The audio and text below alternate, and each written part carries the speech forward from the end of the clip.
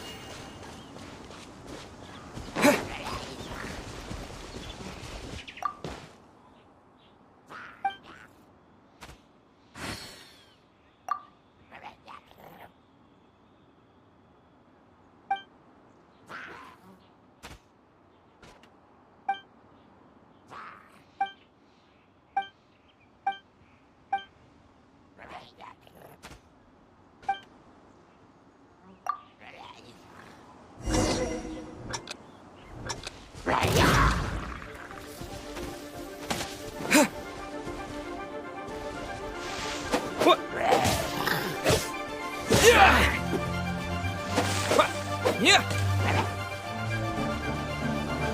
Yeah. Ruh.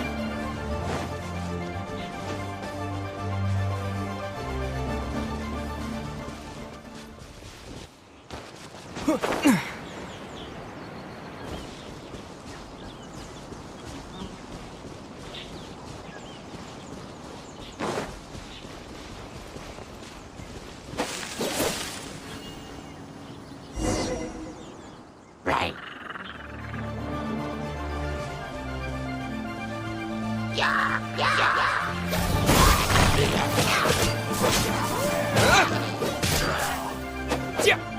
Yeah. Yeah. Scatter. Yeah. Yeah.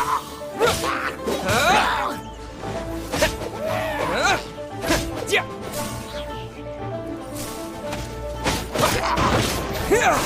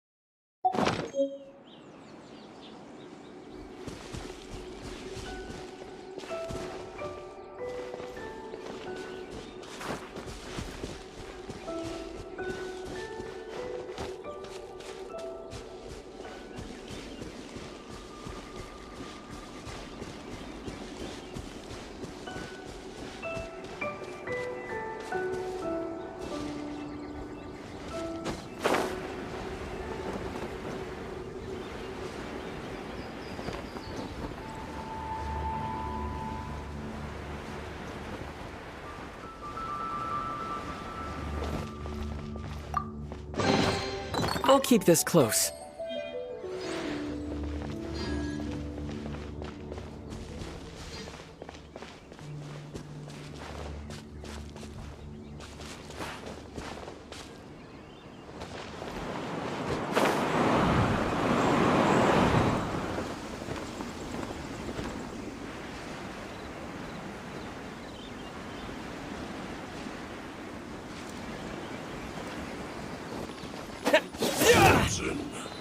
Crisp. Shouldn't get careless. A reward on the road.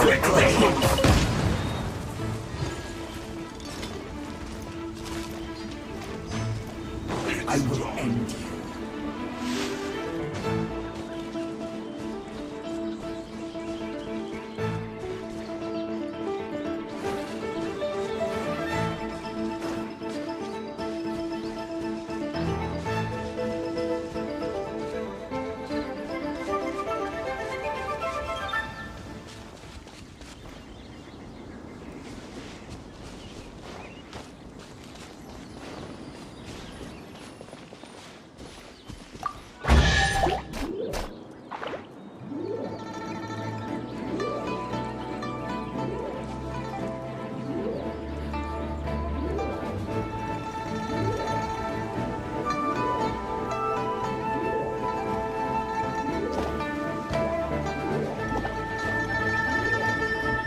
Propagate!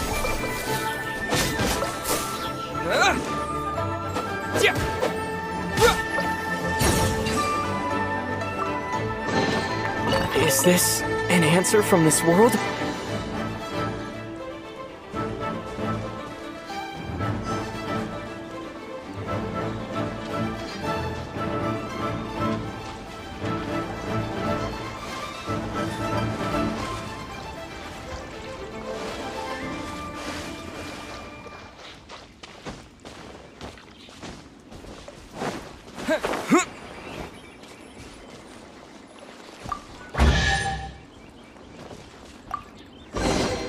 A reward on the road.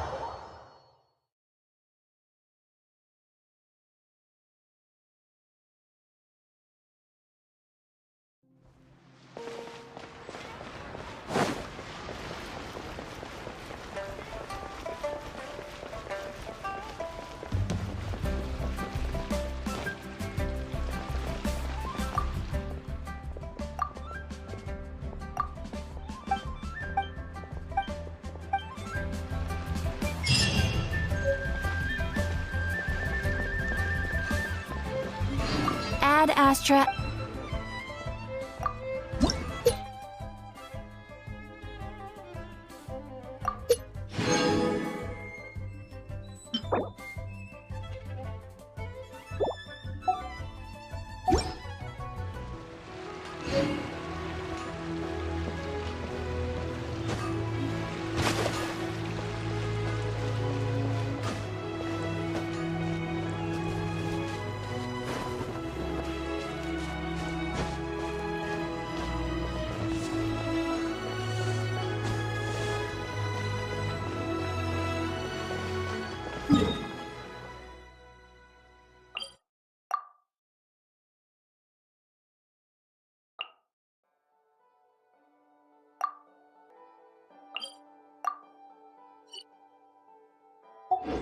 Try something new at the One Min restaurant.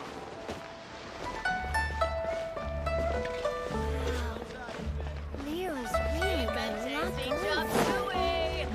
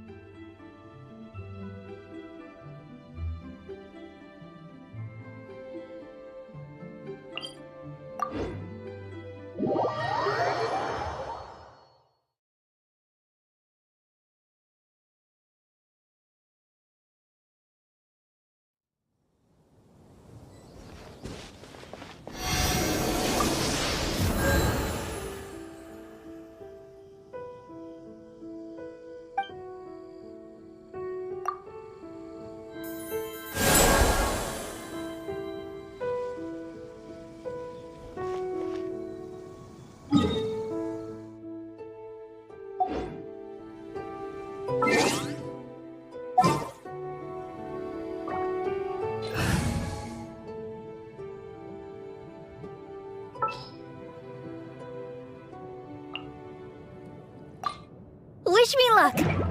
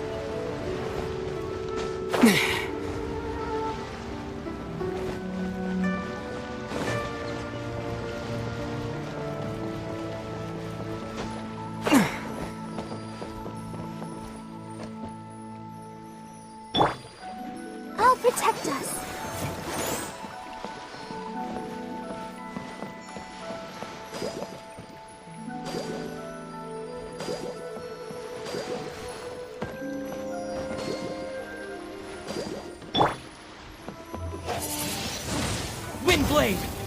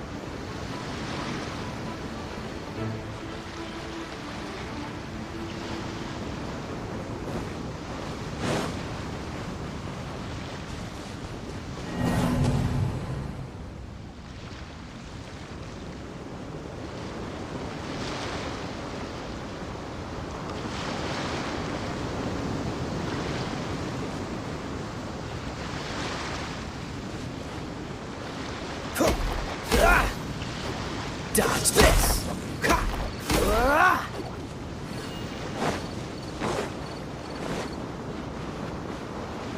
Freeze!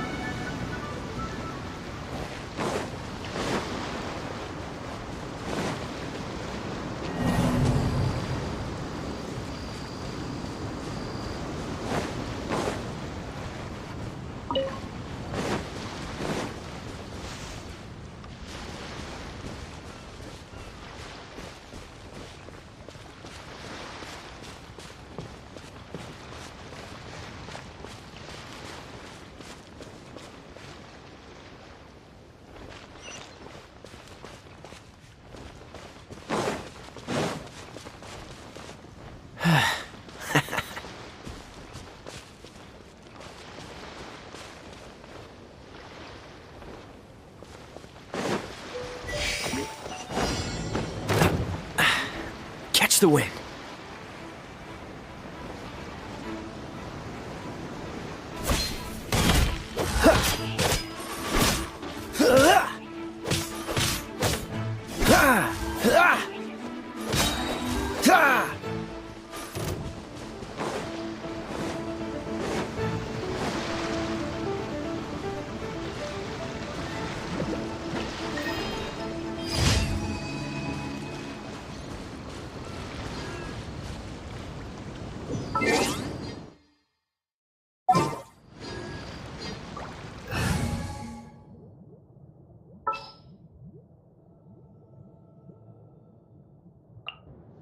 I'll watch your back.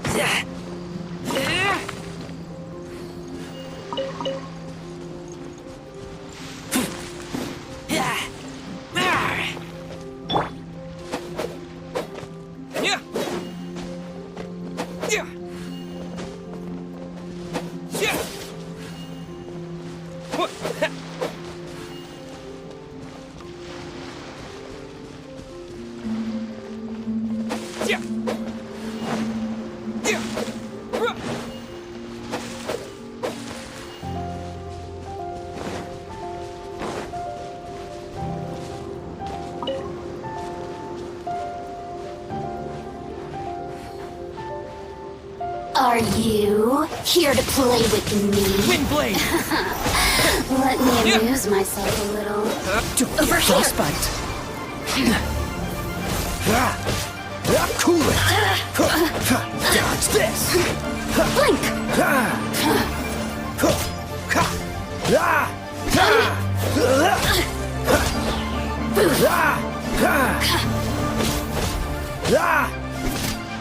Cool it! Blink. What's the hurry? Freeze! Oh, so sorry. Dodge this! The more, the merrier. Cool it! Dodge this! Look at me. Just once more. Quite the find.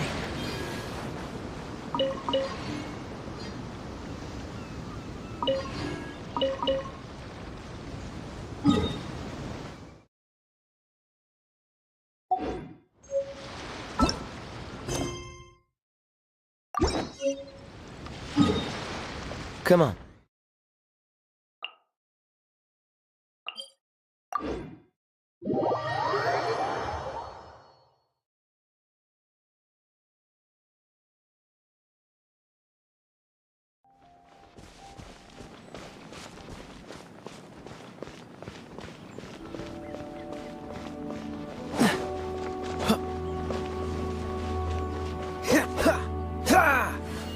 What's the hurry?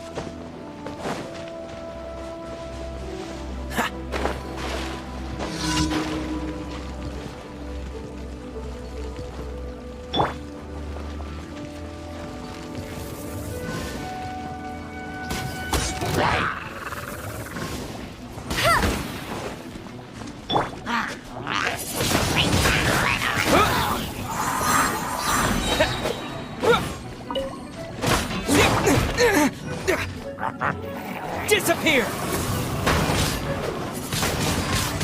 Windblade!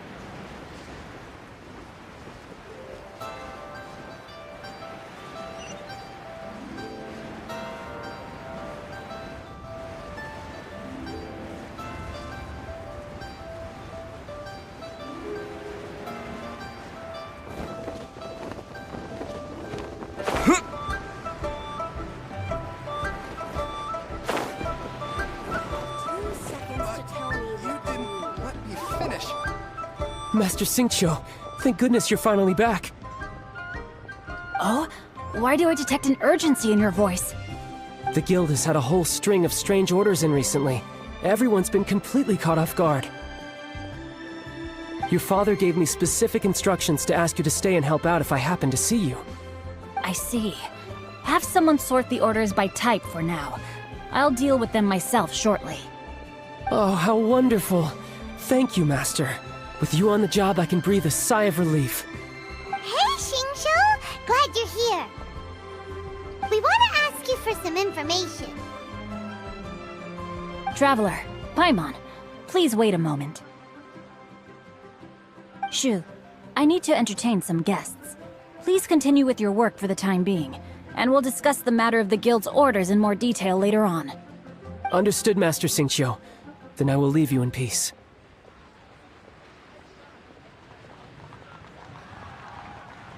I wasn't counting on finding you here today. What's going on? And how, pray tell, may I be of service? Xingqiu, have you ever heard of Sunset Vermilionite? Oh, I see. So you've entered Lady Ningguang's contest as well. As well? Do you mean... The truth is, the Feiyun Commerce Guild is in possession of some Sunset Vermilionite, but only one piece. We are holding it on behalf of someone who has asked us to put it up for auction, and a lot of interested parties have already come to us inquiring about the price. At the end of the day, it all comes down to supply and demand. In this case, I'm guessing the final transaction price may be in excess of 500 million mora. 500 million?! Honestly, I would recommend that you don't bother bidding on this one. The price is greatly inflated, and it's just not worth it. But without any Sunset Vermilionite... Don't panic. I don't suppose you ever heard of Sea Gazer? Who? Sea Gazer was once very close to Mountain Shaper, but if I am not mistaken, he has already passed away. Yes, precisely. I didn't know anyone else knew about him. According to records of drifting clouds, Sea Gazer once built an abode to store his rarest and most exquisite treasures, among which was some Sunset Vermilionite. After Sea Gazer passed, the abode was abandoned, and its location was lost to time. Luckily, I came into possession of a stack of folk history books just recently. They make some oblique references to this lost abode, and after cross-referencing them against each other, I'm now fairly certain that it is situated in the Lisha area. That's great! But is it really okay for us to just go and take his treasure? Wouldn't it be a little, disrespectful with him being an Adeptus? You needn't worry. As far as I understand, Sea Gazer was very open-minded. Even while he was alive, he wouldn't have let something like this bother him. Open-minded? I have not heard of Sea Gazer being described in this way before. May I ask where you read that? Just a rumor I heard out in the mountains. All right then, let's go.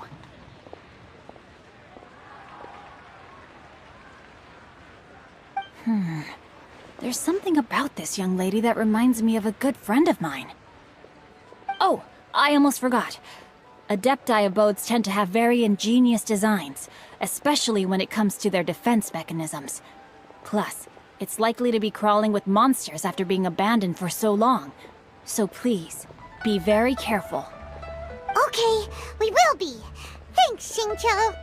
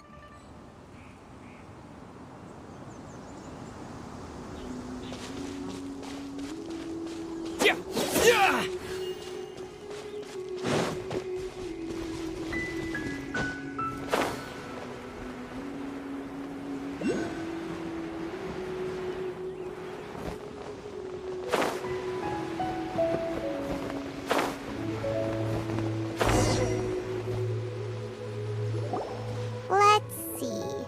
Xingqiu said it should be around here, but Paimon doesn't see anything.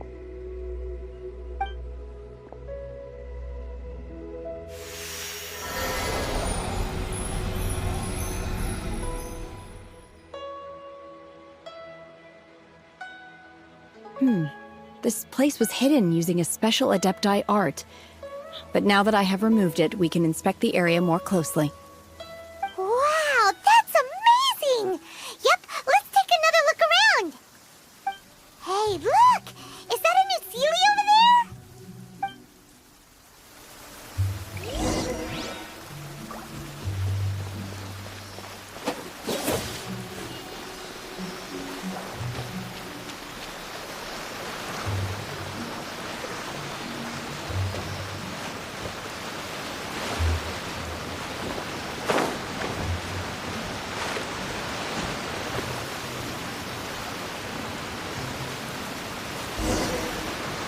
The Sealy got to here and then disappeared.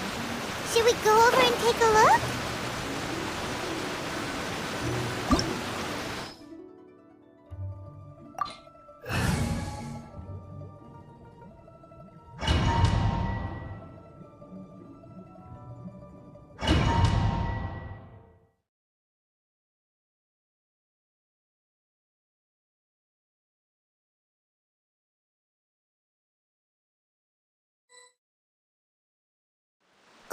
What? Weren't we at a waterfall just now? How did we suddenly end up here? Oh, so many clouds. It feels like we're high up in the sky. I believe this is the abode of that Adeptus. With any luck, the sunset Vermilionite we're looking for should be in here. Really? Let Paimon see. Huh? Isn't that the Sealy from before? Look, it's gone and snuck beneath the clouds. And now that Paimon takes a closer look, the rocks and trees here don't seem complete. Oh, could there be something below the clouds? These are not real clouds. They are the product of an Adepti art used for spatial partitioning. If we want to go down, we must first destroy the mechanism that is maintaining the Adepti art. All right, then let's do it. I sense the presence of monsters in this place. I don't know where they are hiding, so we'd better be careful.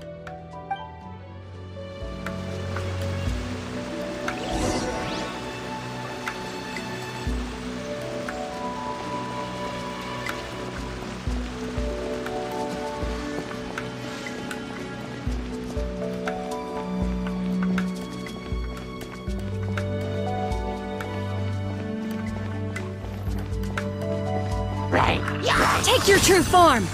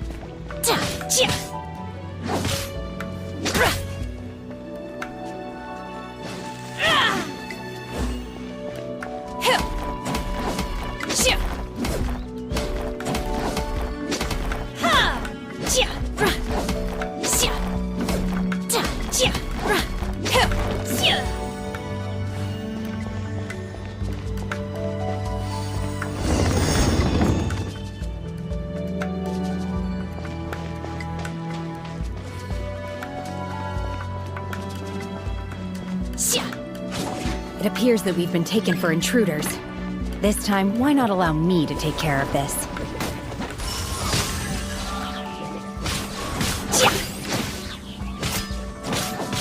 My will embodied!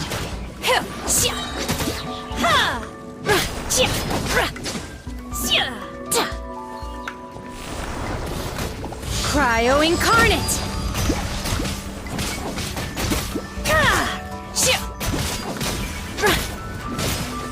The core of the mechanism is exposed. Now's our chance.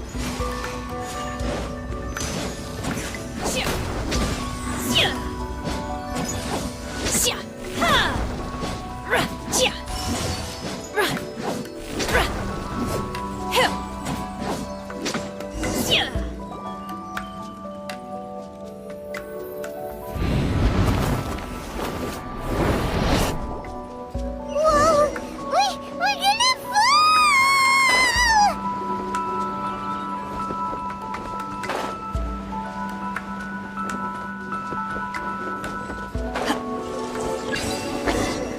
Is everyone okay? Look! Basilia's disappeared beneath the clouds again! It looks like we need to go further down. But before that, let's destroy the guard mechanisms on this level first.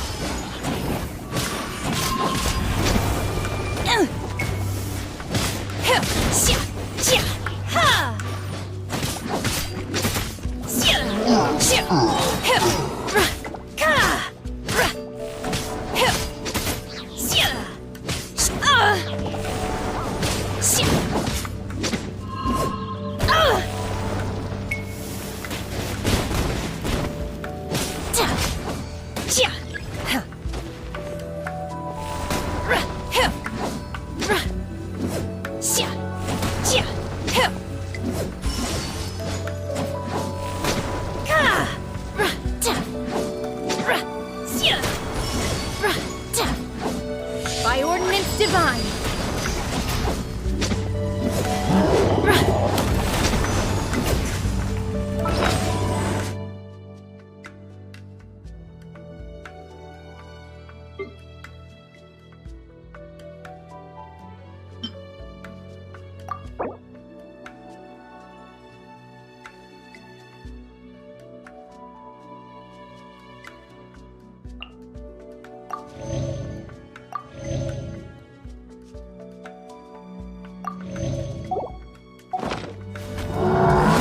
You will regret this!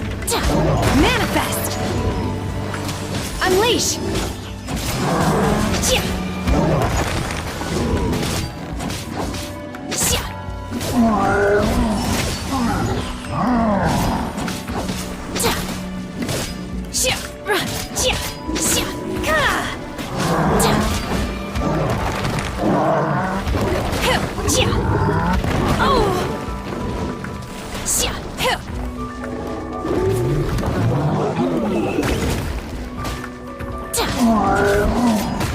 I will wipe them out!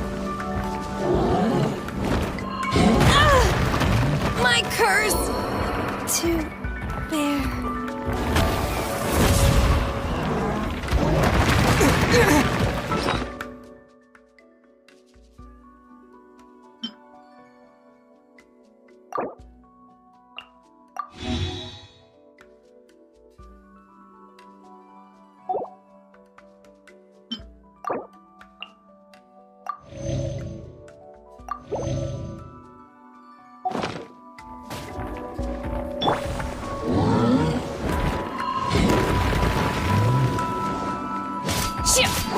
Manifest!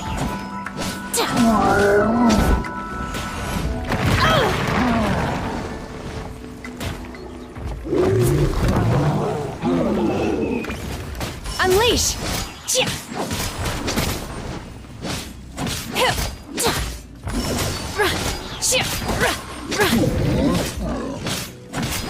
Obey!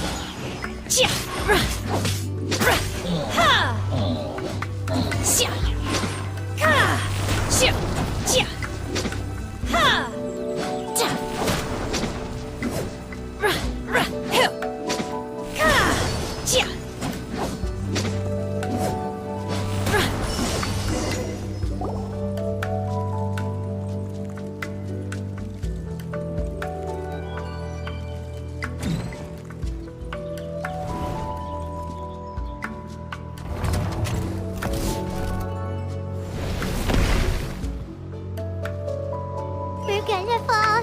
This time, we're really gonna fall. Ah! Whew. Luckily, there was a pool of water at the bottom. Otherwise, that could have ended very differently. Hey! That Sealy's on the move again. Let's catch up with it.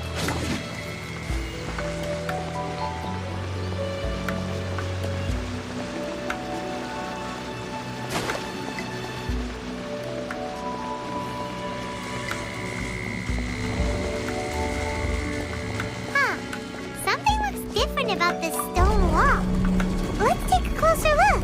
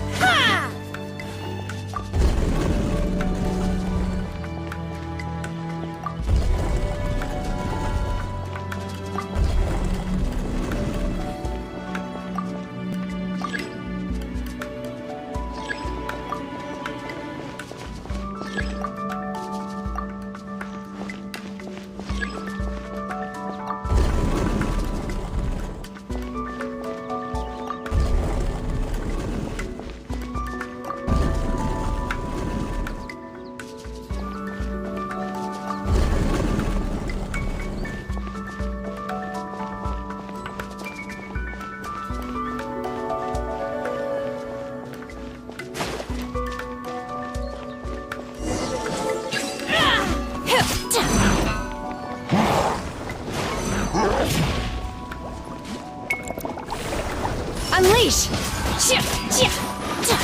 Manifest! Do your master's bidding!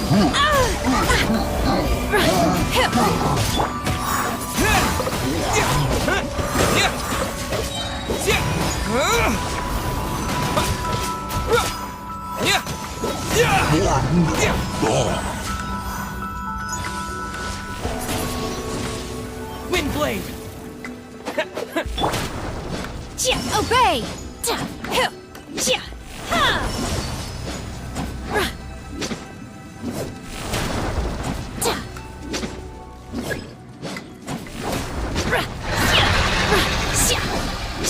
Manifest!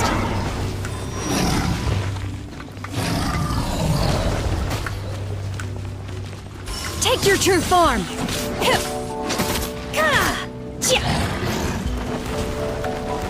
You will regret this in your dreams!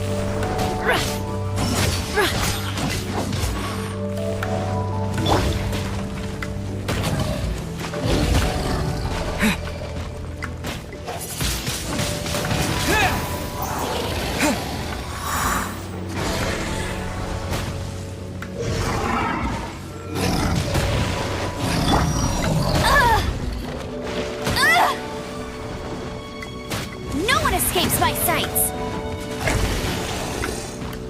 Don't get frostbite. Cool it. Freeze.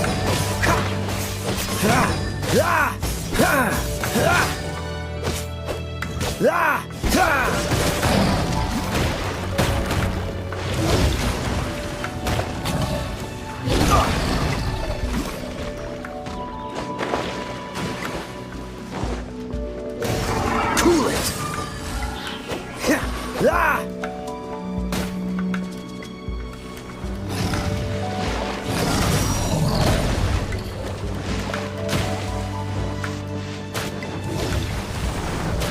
push your luck. That was unexpected.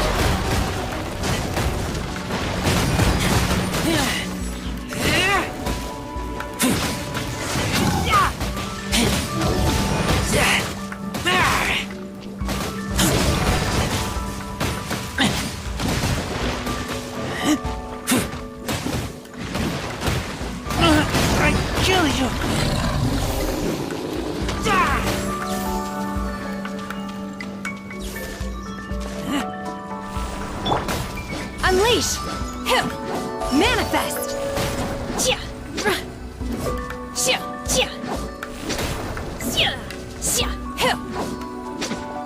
Obey!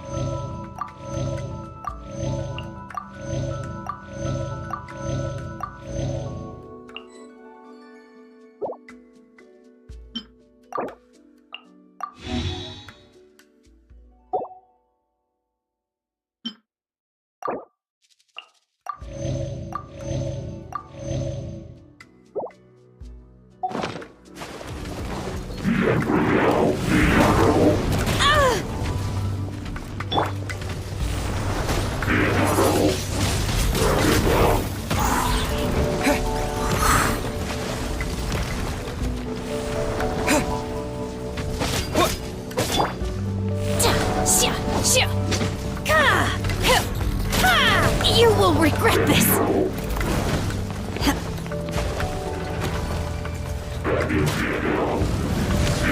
Unleash! Obey!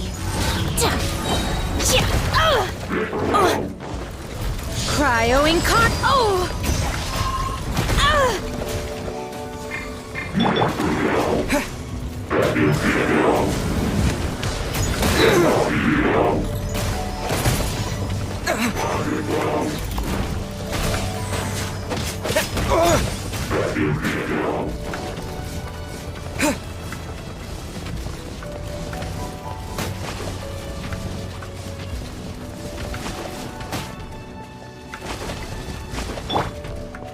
Freeze!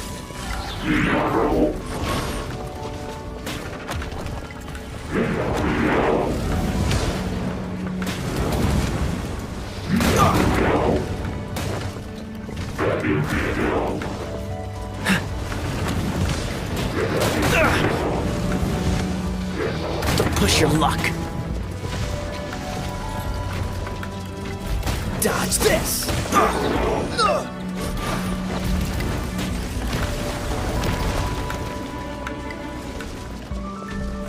Cool it!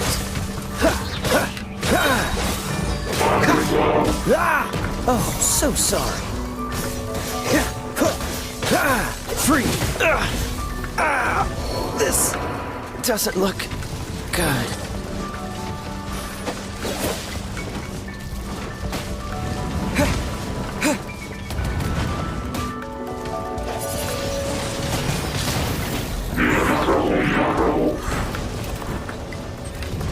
Disappear!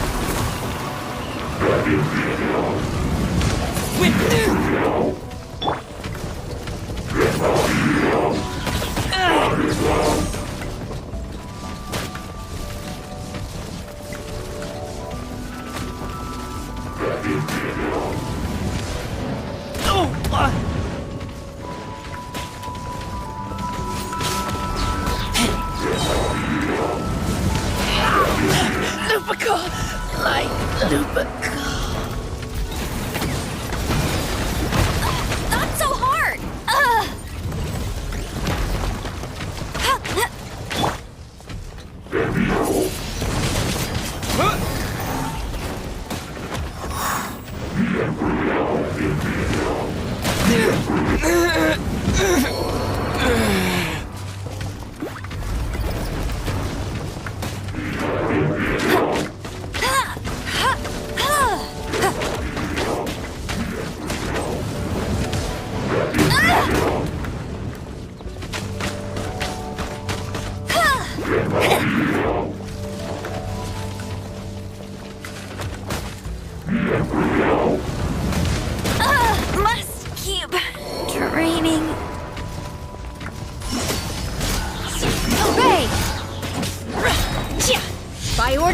divine!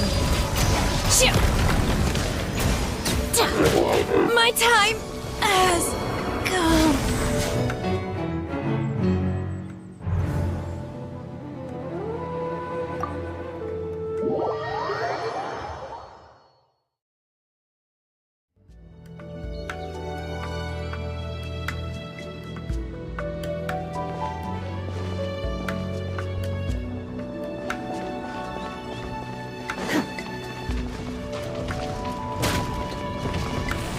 Transfiguration! You will regret this!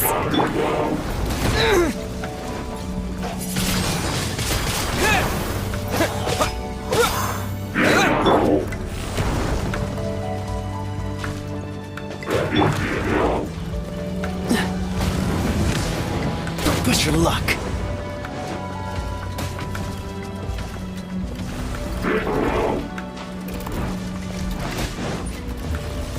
I'm not done.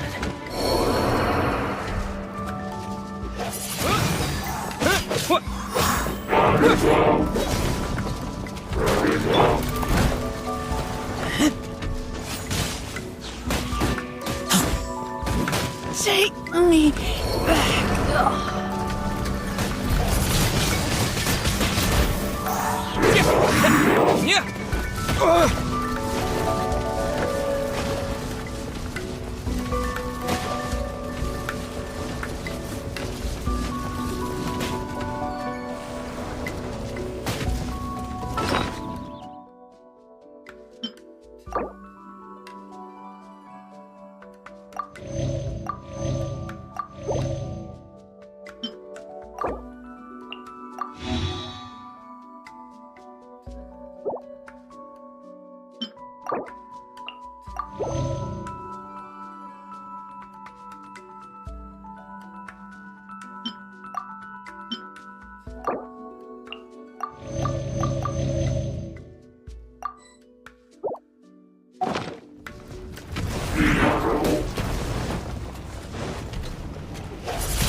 Windblade!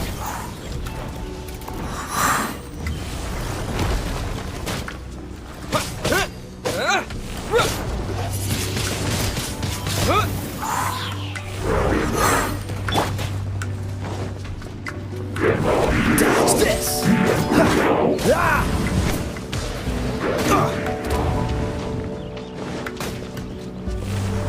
Cool it! Dodge this! Don't push your luck!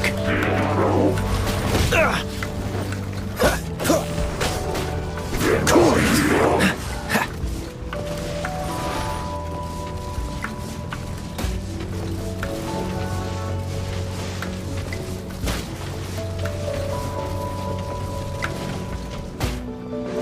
Freeze!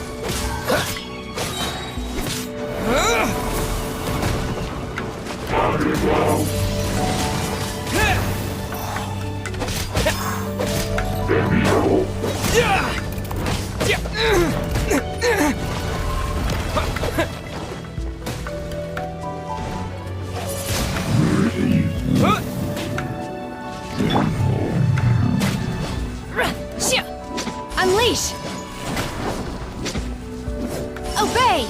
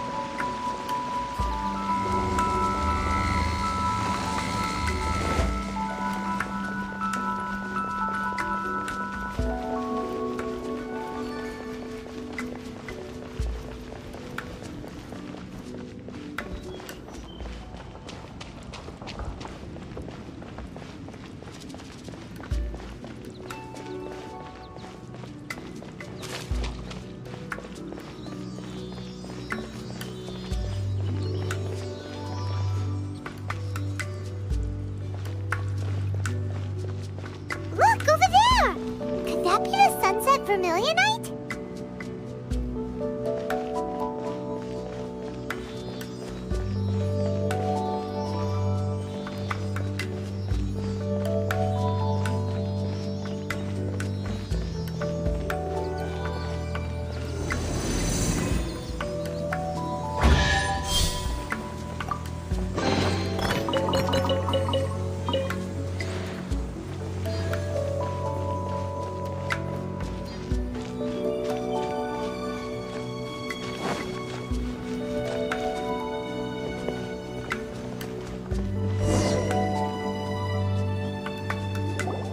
Is this it? Is this the sunset vermilionite? It's so huge! That's true, but then again, why isn't it floating? Prostrate doesn't float until it's activated. It may look different from most ordinary stones, but it weighs around the same amount. Only after being activated does Prostrate reveal its true nature, breaking free from the shackles of the mortal realm and ascending up into the heavens. Wow, Shenhe, you seem to know everything about this. Only because my master is fond of chatting about these things. The moment she has some time to spare, she'll come straight for me and start telling story after story. There's no way we'll be able to get it back to the site, right? Heck, we'll be dragged up into the sky too! But if we don't activate it, how else are we gonna lift it? This rock must weigh well over 1,000 pounds, surely! Don't worry, I can handle the weight quite easily. Are you sure?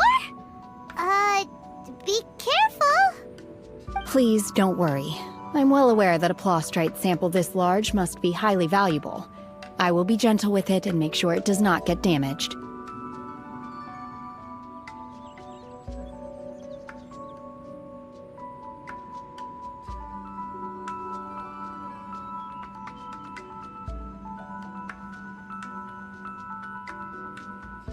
My safety. That's right! Paimon's sure you can handle it and everything, but if something this heavy lands on you, you're gonna get yourself hurt, no matter who you are. You gotta be extra careful when lifting heavy objects. It's just common sense. Is it now? Well then, thank you. I'll go on ahead with the Prostrate. Let's meet at the building site later. How is Shenhe able to carry that huge rock all by herself? Adepti super strength much? We can't slow down yet. Let's go meet her at the building site.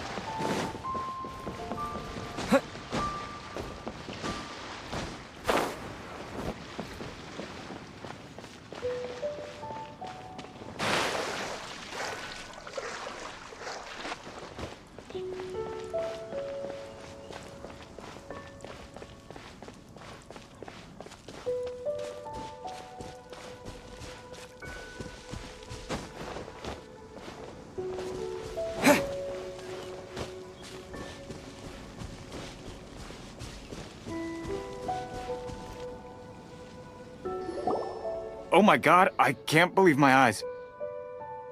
How can she lift that massive rock all by herself? She's gotta be one of those Adepti, surely. O mighty Adeptus, please give me your blessing so that in the coming year I may reap a more bountiful salary. This is top tier in size and quality, and the condition it's in is quite simply immaculate. Congratulations, this item is approved for submission. I'm going to award you full marks for the Sunset Vermilionite item. May I take your name? My name isn't important. I'm not even here to compete. I was just delivering this for some other people. They should be here any minute now. Shenhua, and Ningguang's little helper. Ah, so you're the ones behind this. No wonder. The rarest talent turns in the rarest prostrate specimen. But I have to correct you on one point. It's not helper, it's secretary. Okay then, Miss Secretary, what do you think of the rock we found? Pretty amazing, right? In truth, it is the finest piece of prostrate we have received so far. If everything goes according to plan, we will use this piece in the foundation of the Jade Chamber, which will enable us to proceed to the next stage of construction. As a side note, Lady Ningguang has rented some dwellings in the nearby area to serve as accommodations for the contestants. If you need a place to rest, you are welcome to stay there. Now, please excuse me. As you can see, there is still a lot of work to do on the building site. Shenhua! Just now on the way over, pretty much everyone was singing your praises! Oh, really? What kind of reaction is that? So strange. Aren't you happy about it? Whenever Paimon gets praised, Paimon can't help but hold her head up high and break into a big smug smile. I've had similar compliments before. They call me an Adeptus, treat me with great deference and respect, as if I'm set apart from the common folk. Yeah, 'cause that's how Adepti are. At least the ones we've met are pretty unique and reclusive, too. Way different than normal people. But I am not... Shenhua?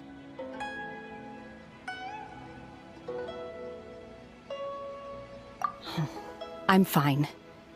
I've been exerting myself quite a lot ever since we set foot in that abode. I'm just a little fatigued. Well, Byron said that there are some makeshift hotels we can use, right? Let's go check in and take a rest. No need.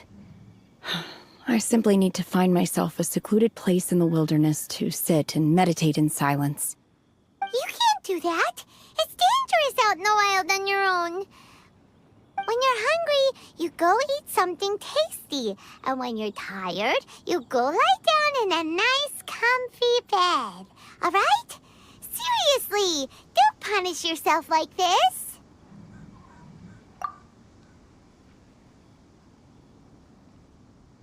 Okay. If you insist. Great! Now we're talking. Let's head to our hotel.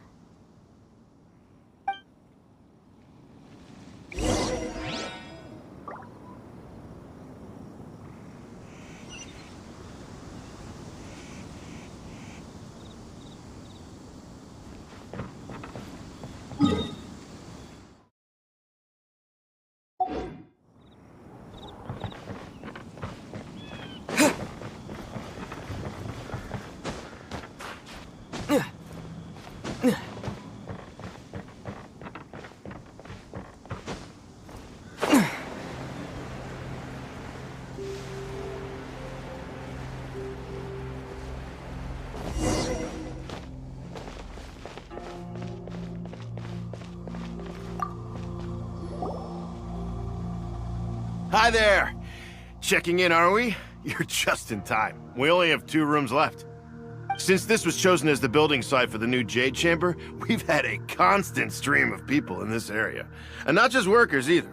Visitors, business people, tea sellers, all sorts. So, business is booming for me today. Very few vacancies. You're lucky you got here when you did. Great! One of your rooms is still being cleaned. I guess it should be ready within the hour. The other room is just through the door on the left. Here are your keys. All right. Hope you enjoy your stay. Please excuse me, I'll leave you to it. Shenhe, you should go get some rest. We'll hang around outside until the other room's ready. Paimon's gonna go see if there's anything good to eat around here. Paimon couldn't help but notice one of the guests walk in with a huge grilled chicken drumstick before.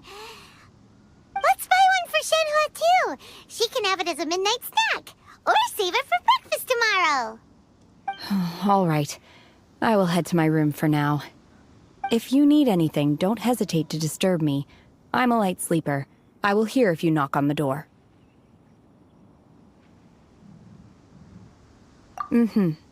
See you tomorrow.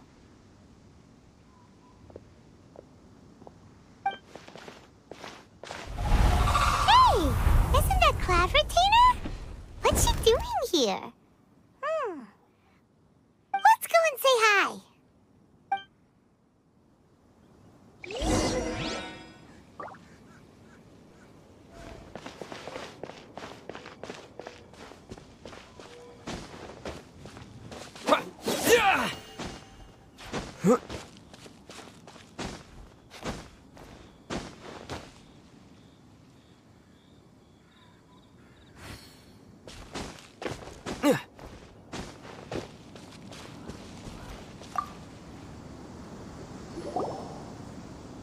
One trusts you have met Shenhe. So, are you getting along quite well? So far, so good. Yeah. So, you know Shenhe too, Cloud Retainer? Naturally. Save for Ganyu, who spends the majority of her time in Liyue Harbor. All the Adepti living today are acquainted with Shenhe to some degree. Cool. So, what's her Adeptus name anyway? Calling her Shenhe feels kind of friendly, but also kind of disrespectful. So Paimon's thinking maybe it'd be better if we called her by her Adeptus name instead. Her Adeptus name? Why, pray tell, would Shenhe have an Adeptus name? Don't all Adepti have a special title they go by? On this latter point, you are correct. However, Shenhe is human. Oh, right. Wait, what? What? You knew already? So is Paimon the only one who didn't know? Do you mean to say that she presents differently from ordinary human beings? Well, to start with, her problem-solving methods are extremely direct. Ah, yes. She was like this all those years ago when one first met her. In this respect, she has not changed. One first found Shenhe by chance in a cave. One was passing by and sensed the presence of a god's remains. Being of an ever-vigilant disposition, one entered immediately to inspect the scene. Inside was Shenhe, then aged around 6 years old. In her hand, she held a dagger with which she was confronting a monster that was the god's remains incarnate. That sounds so dangerous. When one arrived, she had already been locked in confrontation with this monster for several days. Most mortal children are fragile, both physically and mentally, and are highly reliant on their parents for survival. But not so her. That she was able to endure such terrible danger was due not only to her strong willpower, but also to the bloodlust and homicidal instinct with which she was born. One dealt with the monster, yet she still refused to lower her guard. She even pointed her dagger in one's direction and remained ready to strike. Only after she was satisfied that one had no intention to cause her harm did she finally relent. She then passed out without uttering a single word. In other words, if you hadn't passed by that day, Shenhe might have... Not necessarily. Upon one's arrival, one could sense that the god's wrath was gradually receding. Even had the stalemate continued, one suspects that Shenhe may have still emerged the victor of the confrontation. That's still so dangerous, though! Why was a tiny little kid battling against the wrath of a god in the first place? Alas, the mortal world is rife with suffering of every kind. And she had experienced her fair share of this, even at a tender age. Seeing that she was homeless, one decided to adopt her.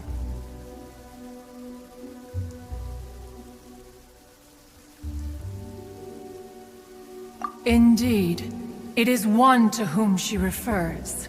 Shenhe has an extraordinary constitution, making her well adapted to practicing the Adepti arts. All the Adepti cherished her talents, and so we were willing to train her. However, her homicidal urges did not subside with age. Rather, they grew stronger day by day. Mooncarver once performed a divination for her. He declared that her fate is to bear the curse of calamity. Consumed by malevolent energy, she is prone to bring harm to those around her. Such is the magnitude of the danger this poses, that her soul must be bound with red ropes to keep her homicidal instinct at bay. The red ropes have indeed served to keep her calmer and more content. They also seem to have rendered her somewhat inexpressive. Perhaps the red ropes are so powerful that they have suppressed some of her other emotions as well.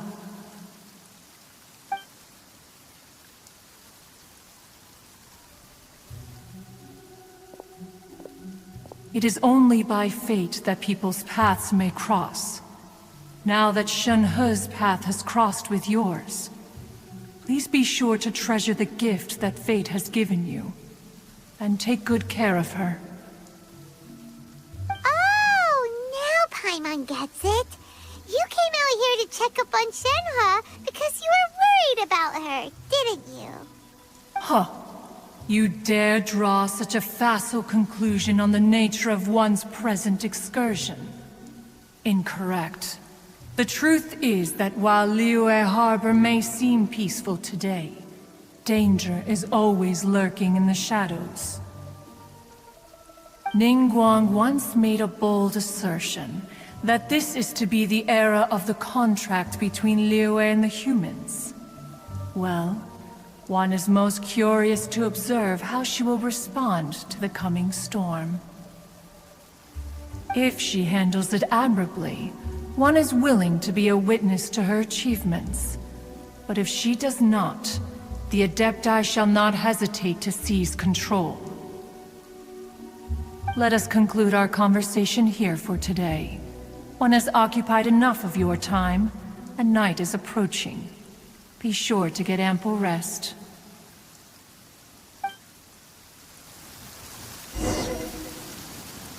So, Shenhe isn't an Adeptus after all. She just grew up around the Adepti. Oh, no wonder she doesn't like being treated as an Adeptus. Having everyone falling over themselves to show their respect all the time must be kinda hard to deal with.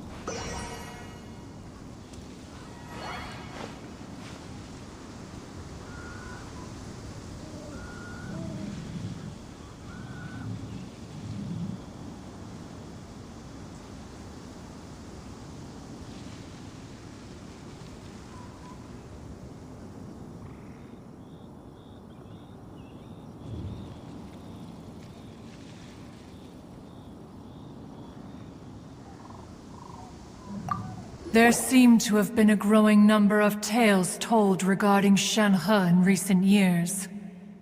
Perhaps she was seen on the previous occasion when she secretly ventured out from the mountains. One has heard that a playwright in Liuehar wrote an opera based on the legends told about her. It is called The Divine. The play portrays her as making a stand to protect her fellow villagers. One can only surmise that every story needs a hero.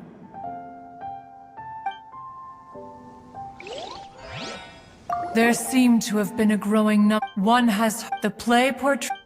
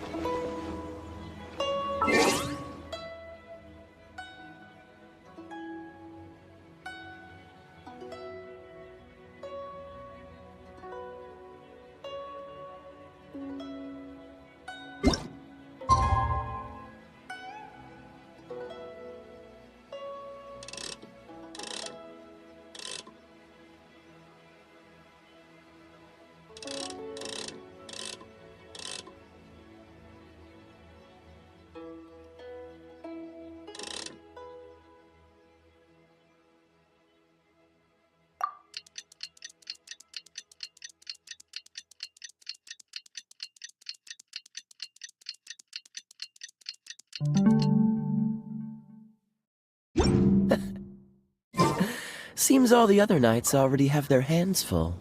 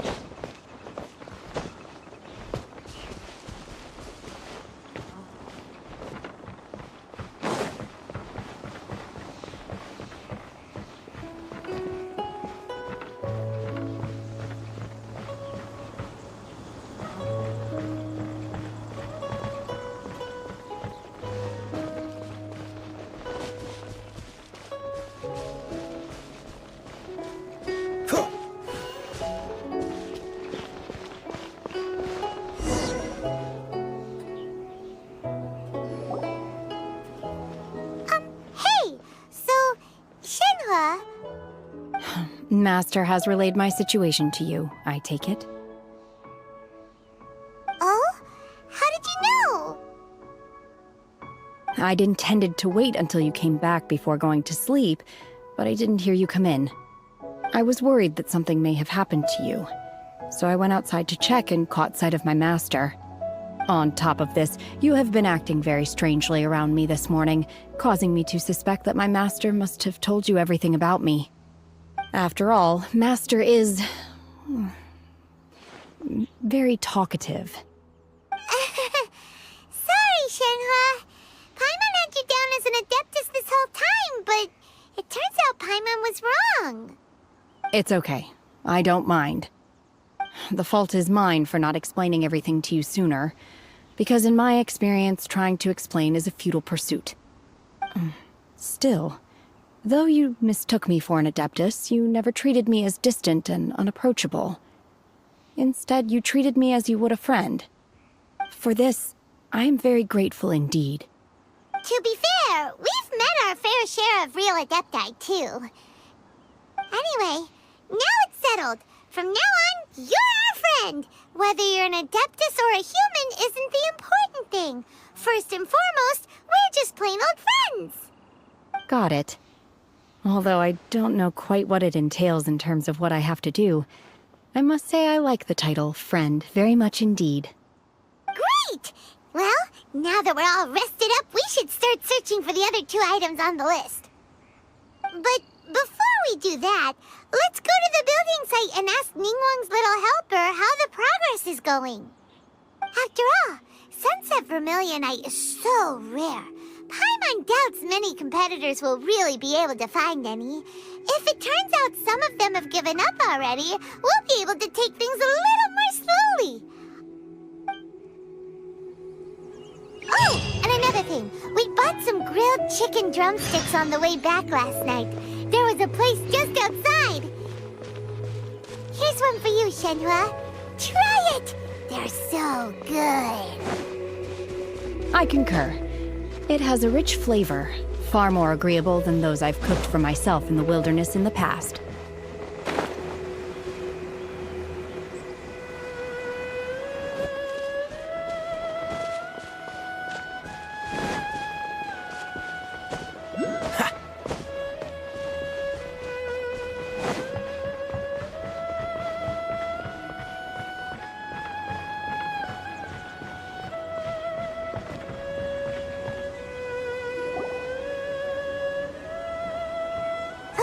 Look! The Jade Chamber is floating into the sky! But it seems to be tied down by something. That's because it's not finished. Hey, Byron! And hey! People Paimon doesn't know? Given the enormous scale of the Jade Chamber, we split the construction work into 2 phases to make sure the structure remains balanced.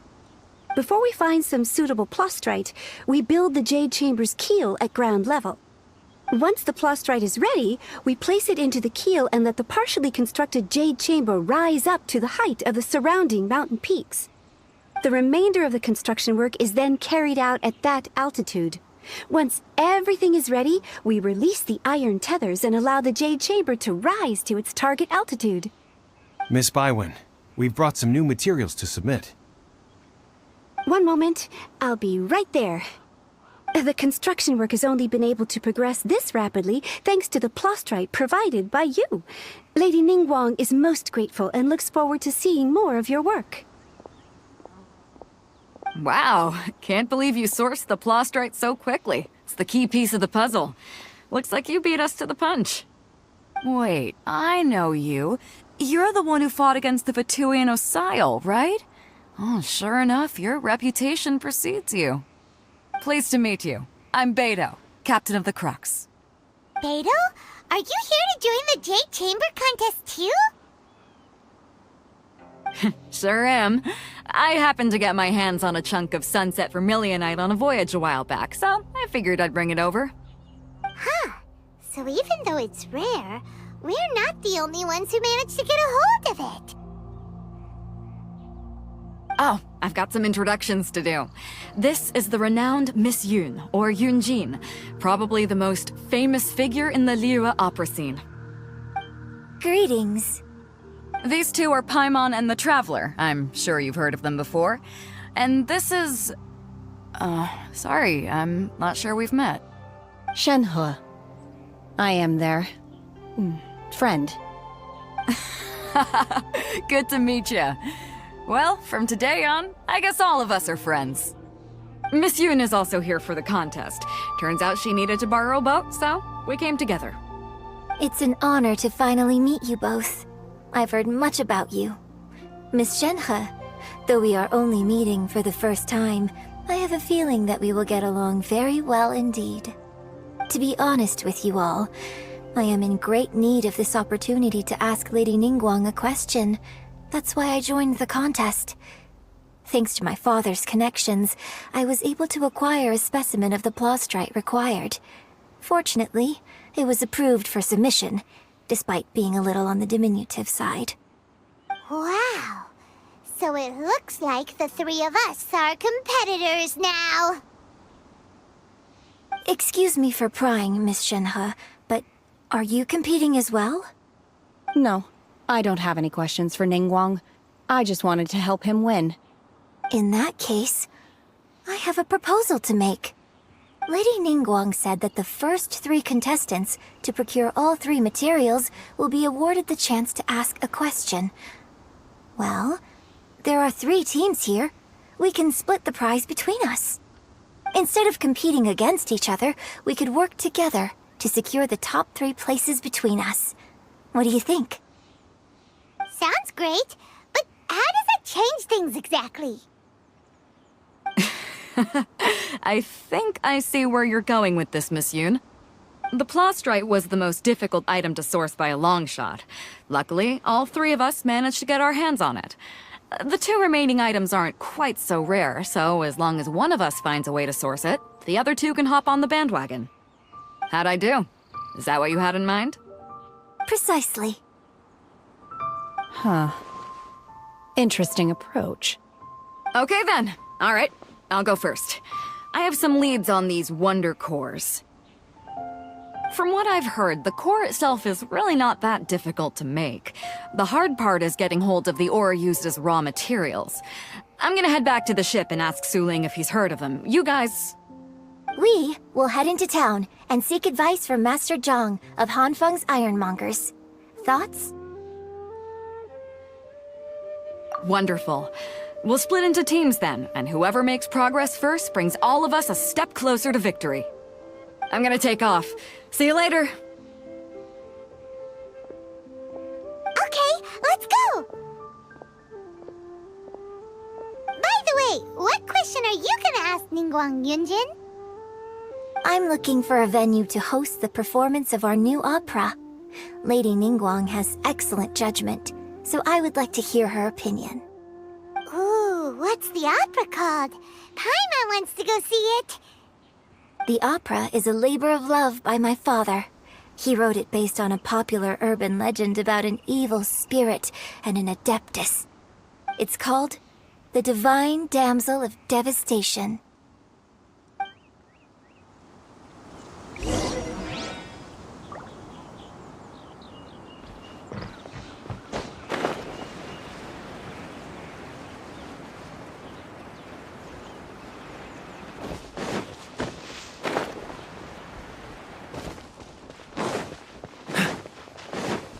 What's the hurry?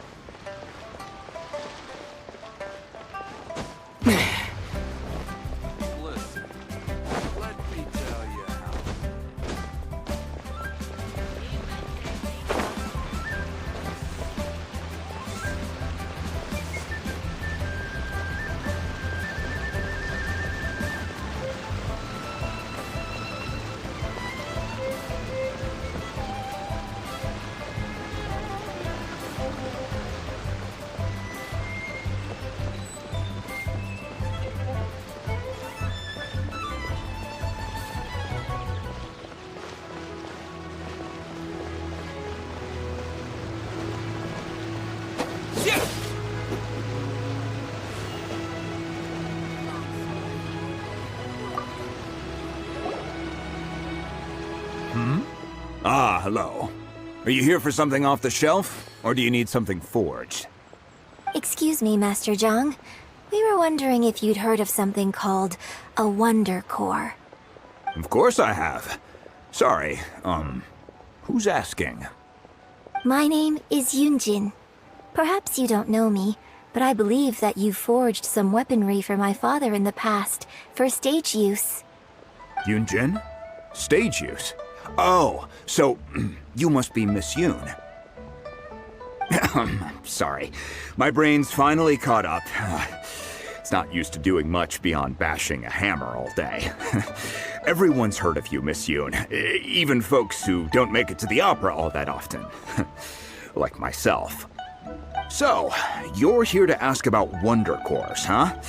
As it happens, I do know how to make them. Matter of fact, I made some for Lady Ningguang back when she was building the original Jade Chamber. The types of ore needed to make Wonder Cores are a little hard to come by. Lady Ningguang supplied them herself last time. I don't suppose you've brought any yourselves? No, we were gonna ask you what kinds of ore we need. Sure. Well, you'll need two kinds. Star Splinter Iron and Subrosium. If I remember correctly, Lady Ningguang sourced her Star Splinter Iron from the Mount Tianheng area. They say it resonates with visions. It could take some work, but if you stick with it, you'll find some eventually. As for the Subrosium, though, that's trickier. It's all but unheard of on the market.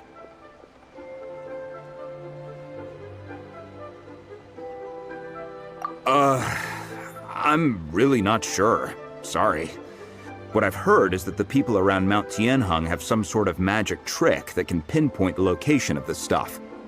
Of course, it's probably just hearsay. If you want my advice, start by looking for Star Splinter Iron around Mount Tianheng. And if you run into any locals, ask them a few questions about Subrosium. Mount Tianheng. Interestingly enough, the story of the divine damsel of devastation also takes place on that mountain. I hear the view there is quite spectacular. A favorite destination of the Adepti, in fact. Perhaps it can give me some inspiration. Let's not delay. We should head straight there.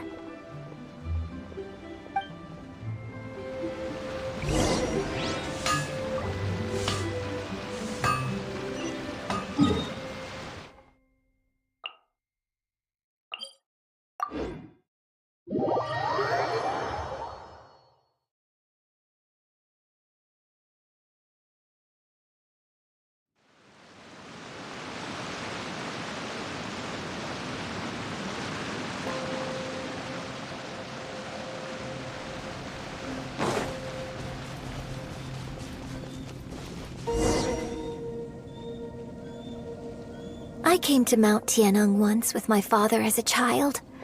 I remember it being such a long climb that I could barely feel my legs by the time we reached the top. Oh, this is quite a trip down memory lane for me. Look at these majestic, towering peaks and the gently flowing streams. It's like setting foot in paradise. No wonder the legend of the divine damsel of devastation is said to have taken place here.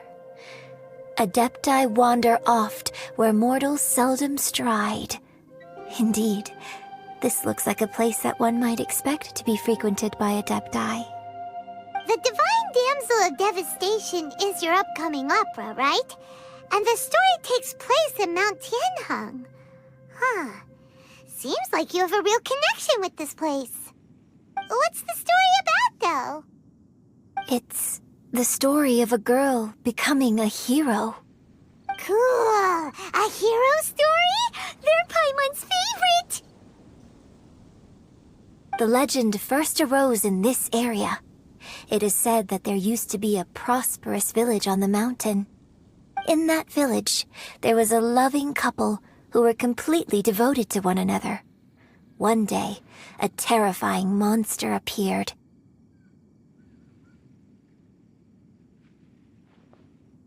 The wife was out collecting herbs and was captured by the monster. Her husband was so distraught at the news that it broke his spirit and drove him to madness. The vile and vicious monster told the villagers, "If you want to live, you must sacrifice a child to me." What a nasty piece of work! Paimon sure hopes this monster gets put in its place! But the monster was so terrible and so strong that all within the village were terrified of it. They had no choice but to give in to the monster's demand. Just while they were discussing whose child would be given over to the monster, a little girl suddenly stood up and came forward.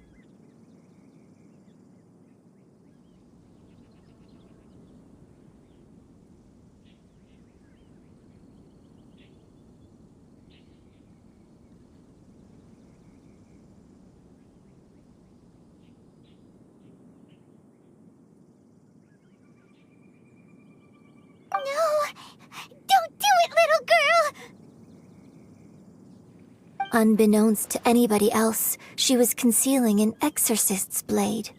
She approached the monster's lair, feigning fear and trepidation.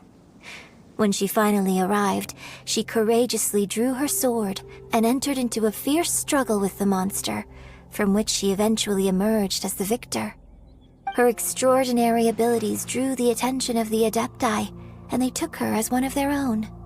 Her story became the stuff of legends. But alas, the paths of mortals and Adepti seldom cross, and she would never again re-enter the mortal world. And so, destined to grace the mortal realm for but a brief moment, she vanished like a wisp of smoke into thin air. That's how the opera ends.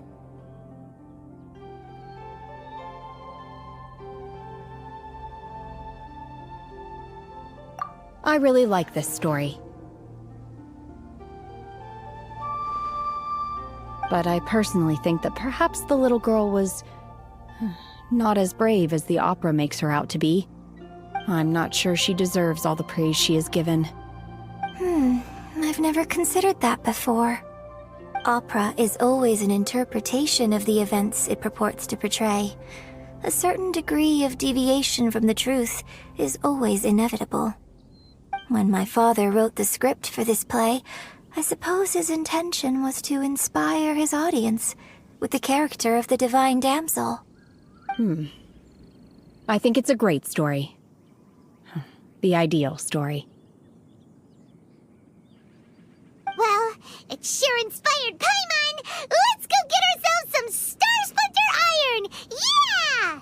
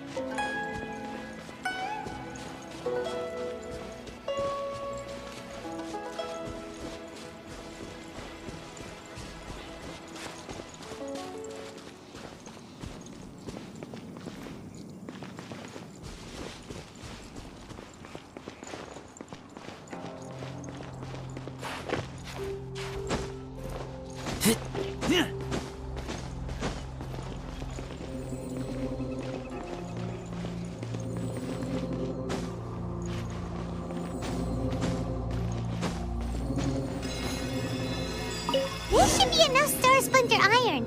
Now we just need to find that Symposium. I think I saw a village on our way here. Master Zhang said we should ask the locals for help. Why don't we try there?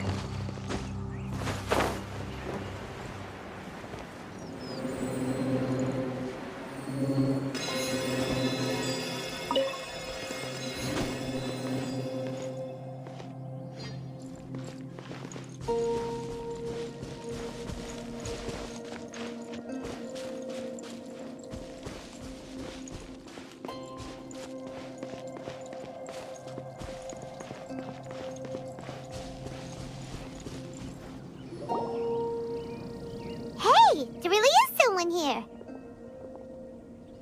Yunjin, looks like you were right. Excuse us, sir. Can we ask you something? Huh. He didn't seem to catch that. Hello, sir. We were just passing by and wanted to ask if you happen to know anything about Subrosium.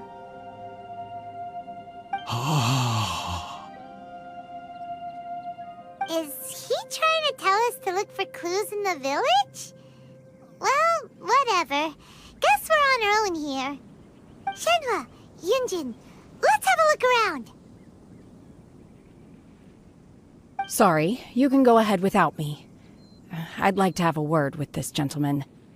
If that's okay with you, Uncle Mingjin. It's... Shenhe. Shenhe. You're alive. The rumors were true. So, all these years? I'm sorry, I don't know how to find Subrosium. But I think you can find some information in the village. This place is deserted now. No one ever comes here. So you can rummage around all you want. Huh? You know this guy, Shenhua? Thank you, kind sir. We'll go and take a look around. Don't worry. Mingjin has no ill intention towards Miss Shenhe. She'll be quite safe. Okay, then let's see what we can find in this village.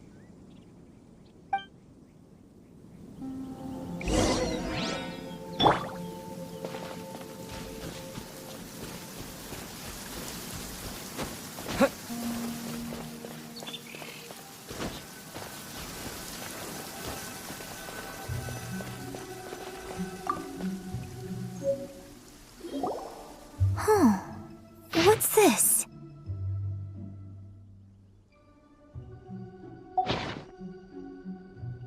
So, Shenhe is the divine damsel?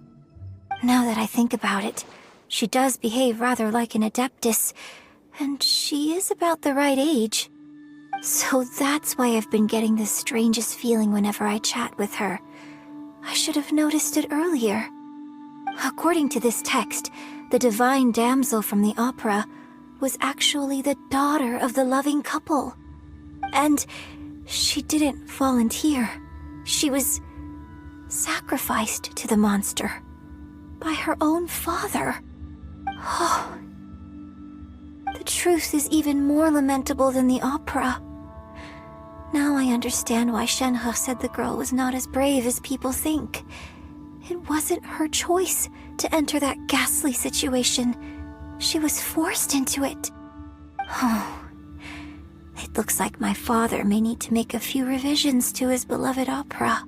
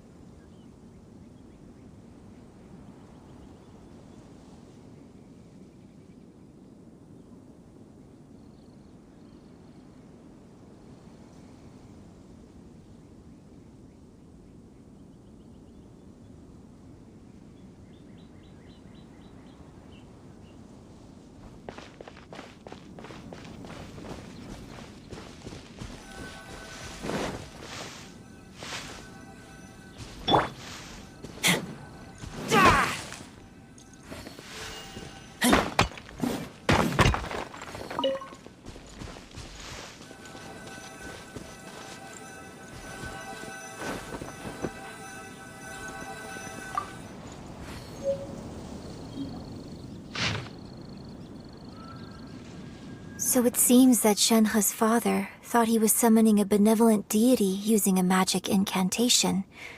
But in fact, he summoned an evil god's remains, which took the form of a monster. His obsessive yearning for his deceased wife led to a terrible tragedy. The villagers moved away in fear, without ever learning the truth. And now, this place is deserted. Still, I do wonder what the connection is between Shenhe and Mingjun. We've looked everywhere, but still no mention of Subrosium. Let's have a look over there.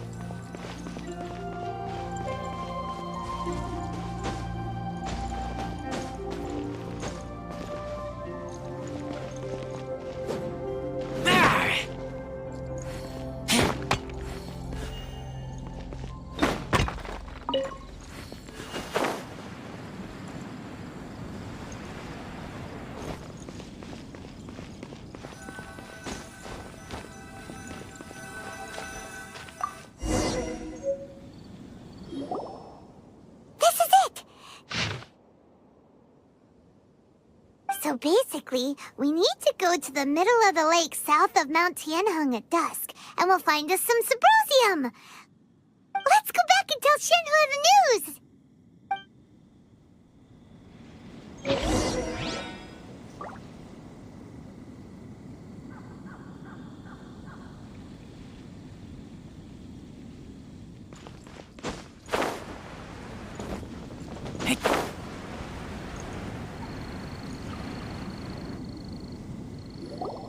One year when I was back visiting, I heard a story about a white-haired adeptess from a merchant passing by.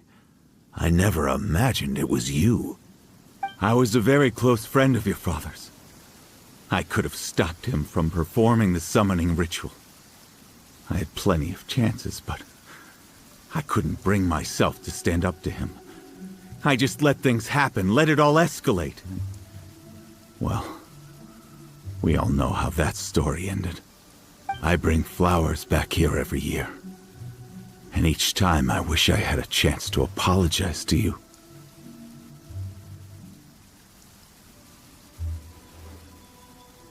Apologize for what? If you'd stopped him, he'd only have found another way.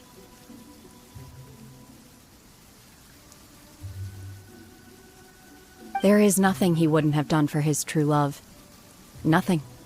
Do you still hate him? I don't know what I feel. I'm told my fate is to bear the curse of calamity, so my master bound my soul with red ropes to curb my aggression. But it also dampened my emotions, making me dispassionate, like the Adepti. So if you ask me how I feel about the past, if I hate my father or not, the truth is, I feel nothing at all. It must have been so tough for you all these years. Shenhe, we're back! Oh, then I will leave you all in peace. Shenhe, it brings me some solace knowing that you are okay. I'll tell you more about the old times next time we meet. Thanks, mister. We found some info in the end.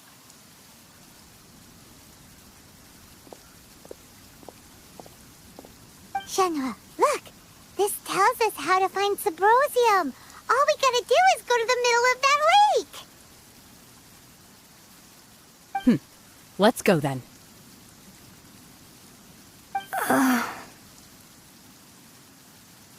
Miss Shenhe, there's something I'd like to talk to you about. Just now, in the village, we found your father's diary. It turns out that many of the details in the Divine Damsel of Devastation are not true to the facts, so I'd like to change them. Why? I know I say that opera always deviates from the truth, but now that the main character is standing right here in front of me, I cannot simply dismiss your lived experience in favor of my father's fiction. It's okay. I like your version.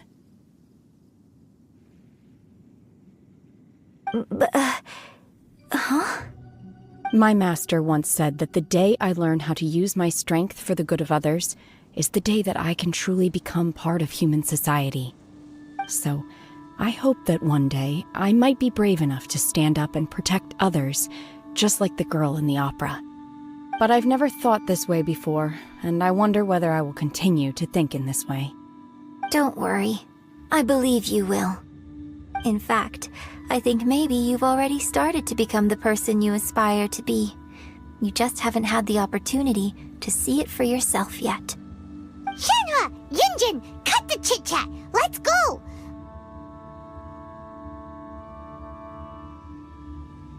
We can't let someone else beat us to it!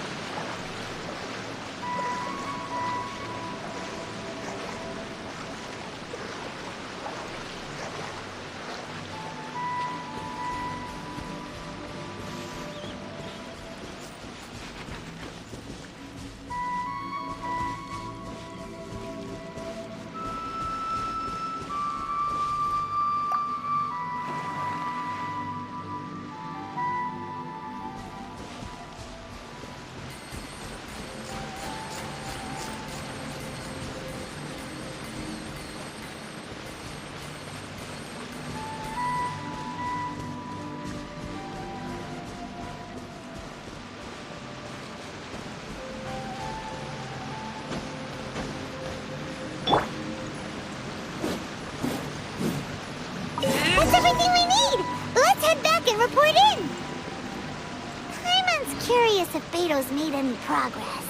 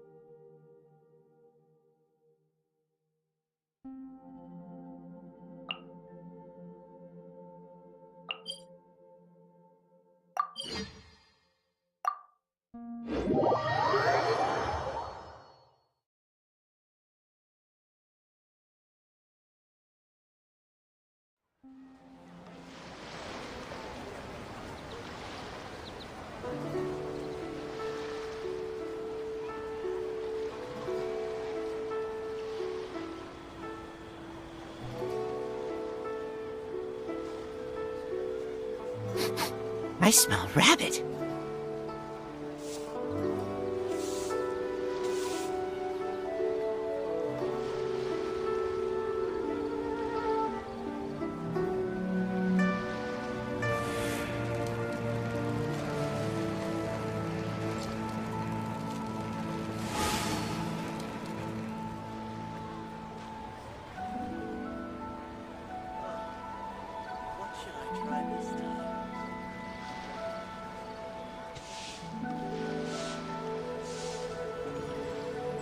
I keep watch.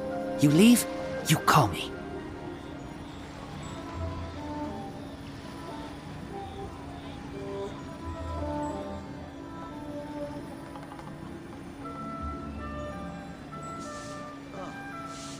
What should I try this time?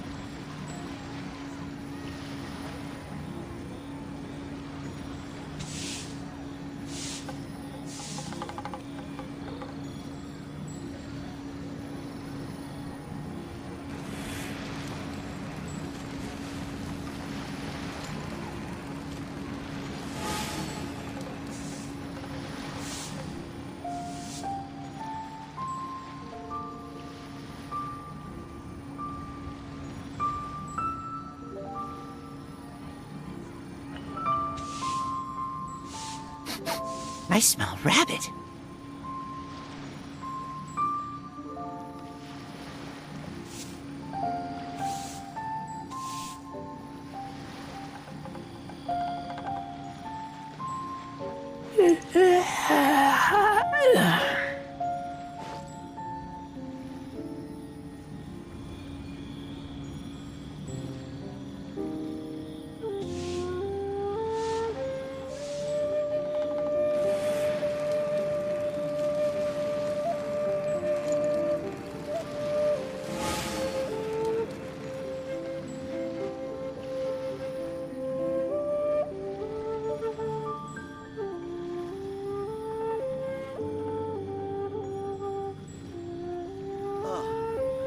What should I try this time?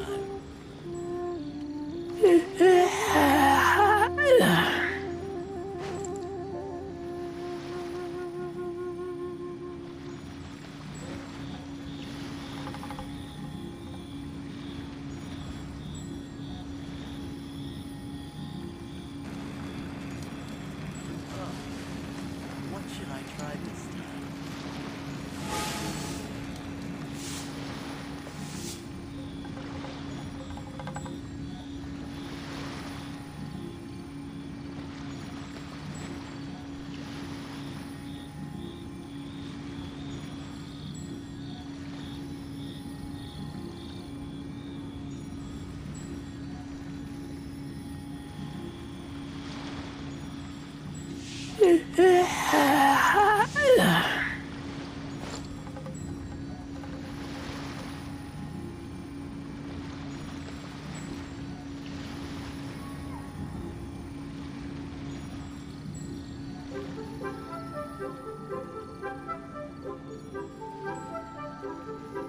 I'm hungry.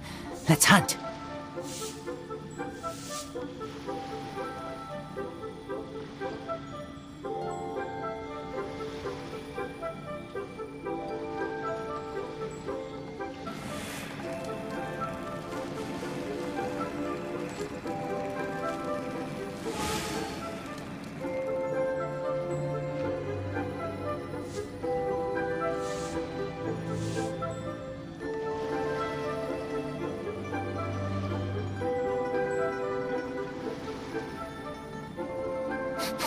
I smell rabbit.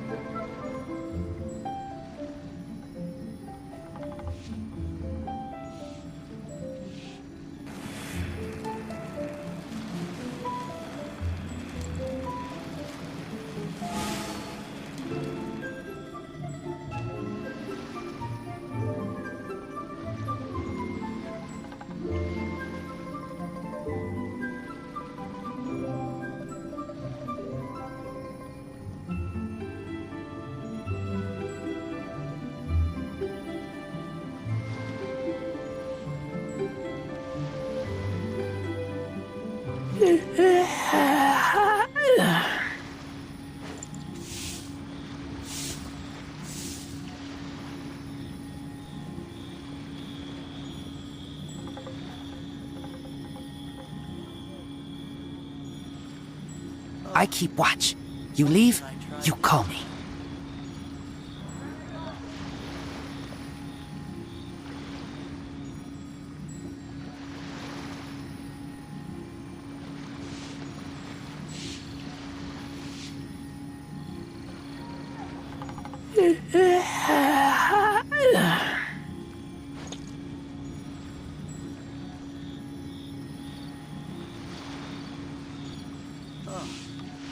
What should I try this time?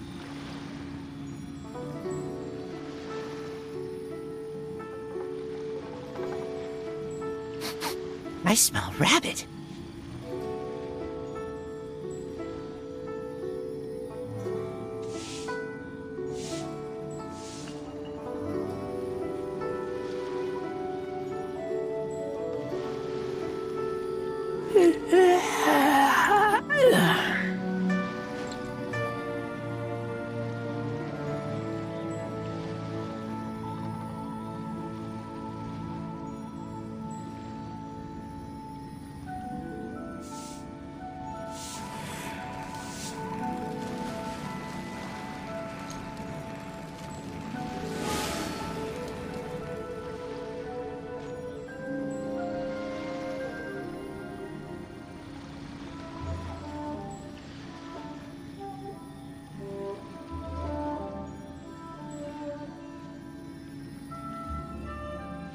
I keep watch. You leave, you call me.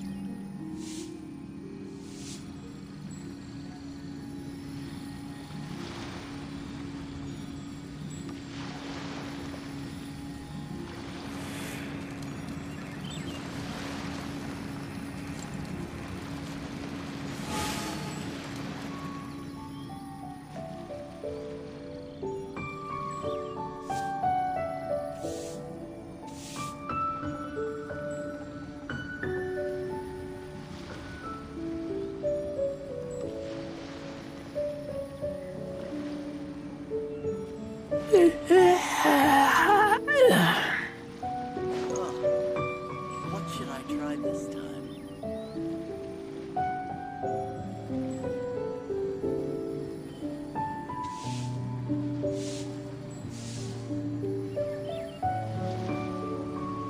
I'm hungry. Let's hunt.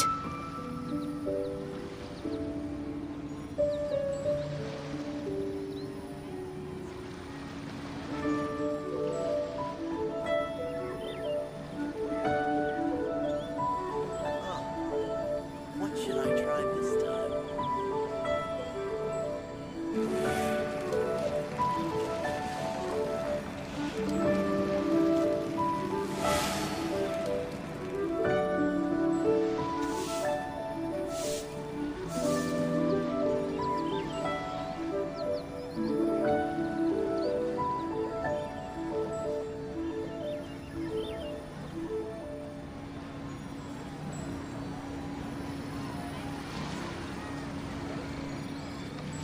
I keep watch. You leave, you call me.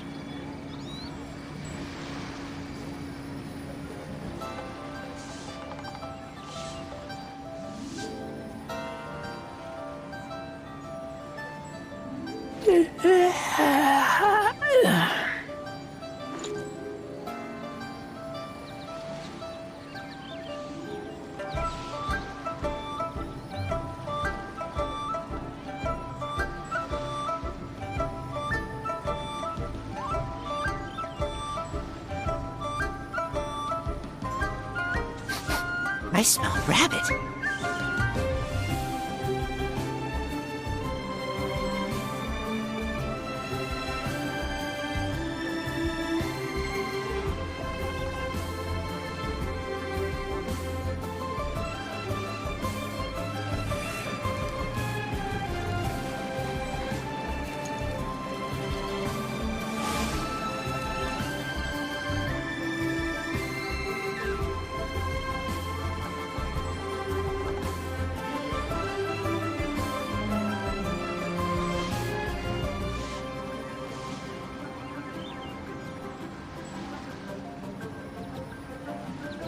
I'm hungry. Let's hunt.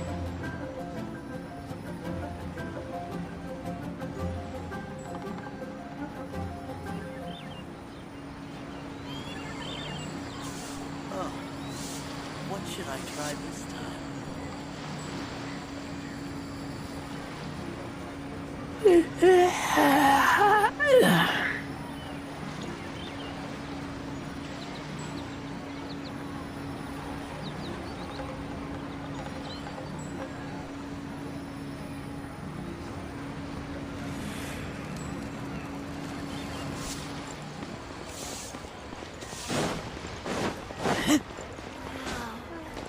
Leo's really got a lot going for it.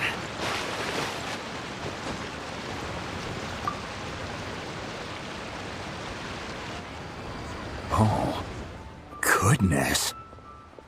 So, are they okay? This is some top quality ore you found. I think I'll get a good end product out of these. Guess now it's my time to shine. Hey everyone, how's the A-team doing? I ran into a bit of a brick wall on my end. Suling's never seen a Wonder Core before, and says it'd take a lot of research for him to get up to speed. Leave the Wonder Cores to me. I'll work on them while you go about your business. Don't worry. It won't take me too long. Much obliged, Master Zhang. We should look into the Adepti sigils next, but where should we find items relating to the Adepti? I'll sort that out. Oh? You got this then? Yes. I have been training with the Adepti for years. I know a thing or two about making sigils.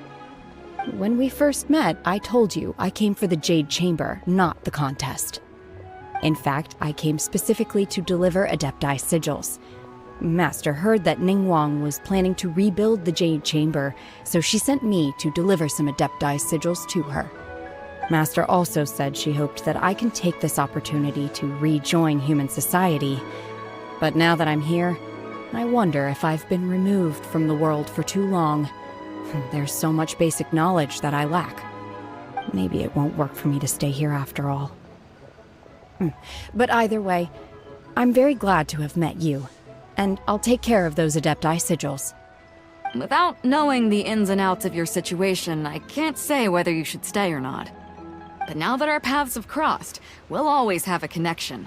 So if you're ever feeling down, come find me on my ship. There'll be a drink waiting for you. Thank you. So, Master Zhang, I'll need to use your facilities to make the sigils. Fine by me. I'm actually curious to see how the Adepti arts work. Maybe I'll learn something.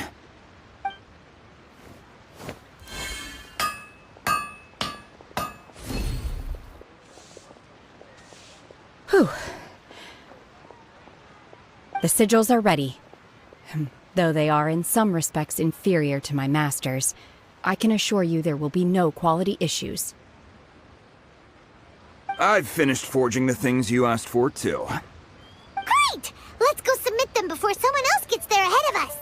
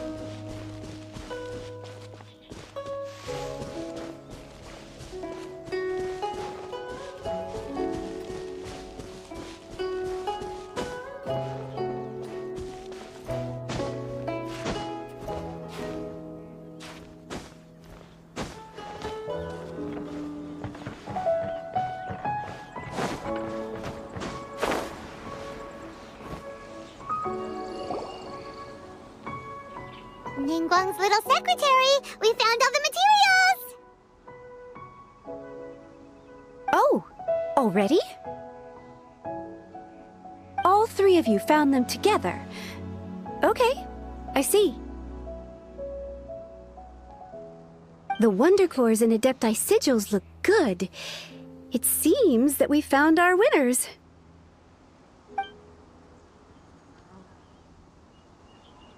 I hereby announce that the winners of this material procurement contest are the Traveler, Yunjin, and Beidou. What? It's over already? I haven't even found the prostrate yet! I can't believe it. So close, but so far. I'd like to invite our three winners to please proceed to the Jade Chamber, where Lady Ningguang is waiting for you. Huh? Where's Beidou? She was right here! Captain Beidou has some business to attend to. She will join later. Please come with me for now. Alright then, guess we'll head on up to the Jade Chamber first. This has been a long time coming. The last time we went up to the Jade Chamber was ages ago.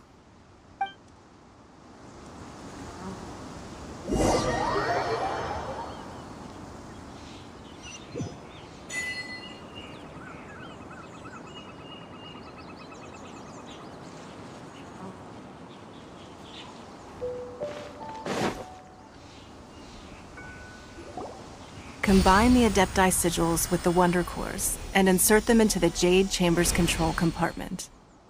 The construction of the new Jade Chamber is now officially complete. Once the tethers are released, it will soar into the sky.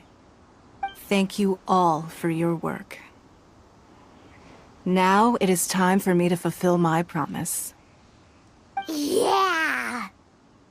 Miss Yun, I've already heard something about the reason for your involvement. You are looking for a venue for your new opera, aren't you? That's right. Lady Ningguang, I would like to hear your opinion. The unveiling of Miss Yun's grand new opera surely requires a venue of equal grandeur. So what would you say if I proposed that we stage your first performance right here, in the newly built Jade Chamber? The Jade Chamber offers a splendid panoramic view of the mountains and the bustling city. It is fitting for the finest performance to be hosted in the heavens. I can think of no better stage for you than here, Miss Yun. Thank you, Lady Ningguang. Then I will prepare my props and other articles shortly. Please allow me to bring all these aboard the Jade Chamber. You're quite welcome. It's truly what a good opera deserves. Oh, a traveler, Shenhe, Paimon, I'll be leaving now. Do come and see my play when the time comes. You're next. What is your question? I should clarify. I do not know your sister's whereabouts. Please, don't waste your question on this matter. Wow, you're a mind reader, Ningguang. Oh well, guess Paimon will ask a question then. Managing a successful business is not as simple as you might think. Capital, connections, sensitivity to the trends, and instinct for what is a good opportunity. All of these traits are crucial. If you want to know how to make money, I will honor our agreement and give you an answer. But that is not to say that it will work for you. Wow, Paimon hadn't even asked the question yet. Your question was written all over your face. Now look, you helped me rebuild the Jade Chamber, and I intend to repay you handsomely for it. So I promise you that should you one day require financial assistance, you may seek employment here. I will pay you at the highest rate of remuneration. Oh, great! So next time we run out of Mora, we just need to come to Ningguang? No more questions from us. Shenhe, you got a question? Me? Yes, this is a group effort. Thank you. But I don't have anything to ask. Are you sure? This is a once-in-a-lifetime opportunity. I'd urge you not to squander it. Yeah, just don't waste it. Hold on a second. Paimon can probably think of another one. Lady Ningguang, do you think I can ever fit in Liyue Harbor? Now that is an interesting question. Liyue Harbor is very inclusive. As long as you respect the rules here, you will not be turned away. So, the key is whether or not you yourself can develop a sense of belonging in Liyue Harbor. Oh, a sense of belonging. Yes. To become fond of a place, to feel part of it, it always requires a reason. Perhaps someone you've met, or something you've experienced here. Or perhaps you enjoy the atmosphere of Liyue, and you will become accustomed to it. In short, everyone needs a reason to stay. I hope you can find yours soon. I see. Hey, what's going on? I just went to see the fleet a little later than expected. Come on, Beidou! It's your turn! Do you have a question for Ningguang? Me? Nah, I ain't got any questions. She forced me to help out, so I figured I may as well get involved with the contest. Ningguang, don't forget what we talked about. It's not gonna be easy to deal with. I don't think my fleet can take it on their own. Don't worry. I have made preparations. The wound dressings are ready, and the Millelith have set up an ambush. Glad to hear it. Watch your back. Stay alert. Beidou? Ningguang? What are you talking about? You'll see when the Jade Chamber ascends. However, it's not the most pleasant topic of conversation. Maybe it's better that you don't know.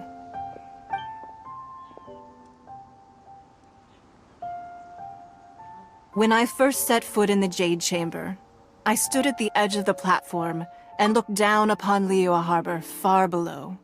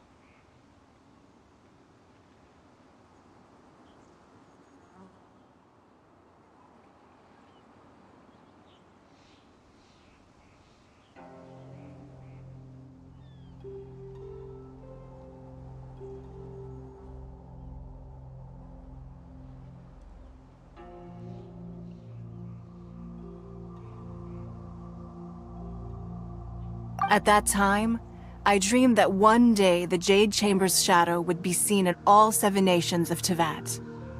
My wish has not changed to this very day. However, it is not only out of consideration for myself that I have built the Jade Chamber anew at this time. I hope the Jade Chamber will always float in the skies above Liyue Harbor, bearing witness to the prosperity and peace of the human world. And I hope that you can all witness it with me. Let the Ascension ceremony commence!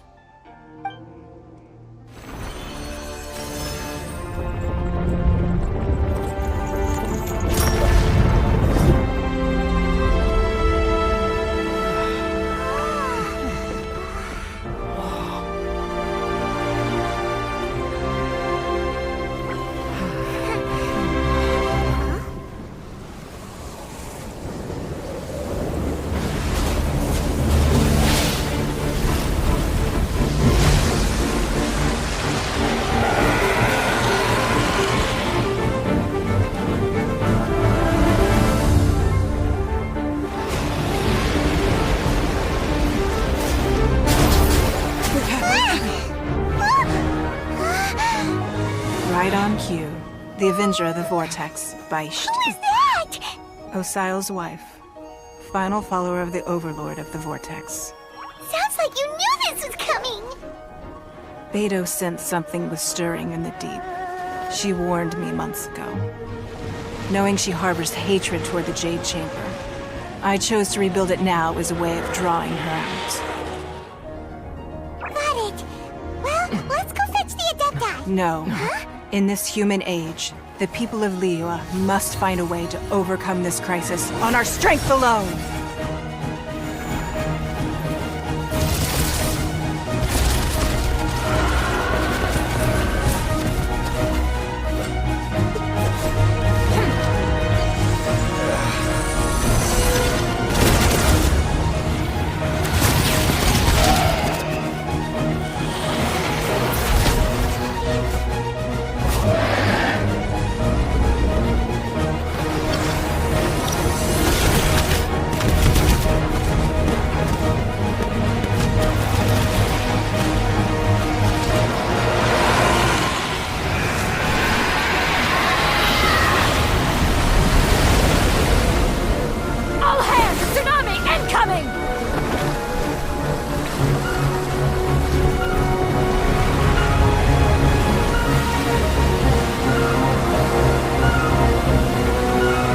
What's that? Wait! A giant wave!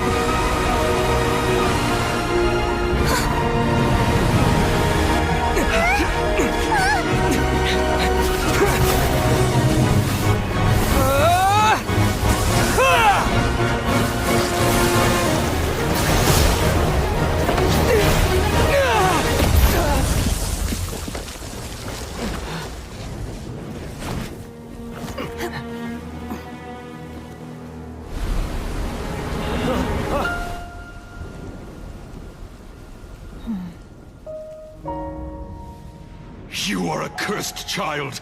Your life brings nothing but disaster to us all.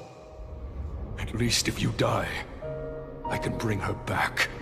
The day you learn how to use your strength for the good of others is the day that you can truly become part of human society.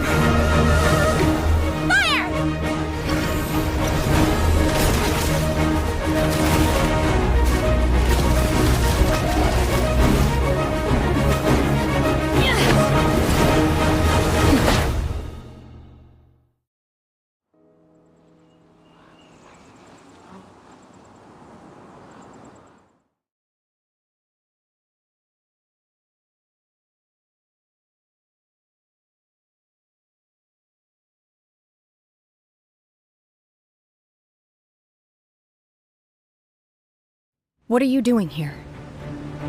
We can't let you be the only one taking this risk! I hardly see this as a great risk. The people of Liyue Harbor are well prepared, and she is already badly injured. Only sheer willpower is keeping her alive. I may be nearing the end of my stamina, but in a fight to the death, I think I have the upper hand. We'll help you!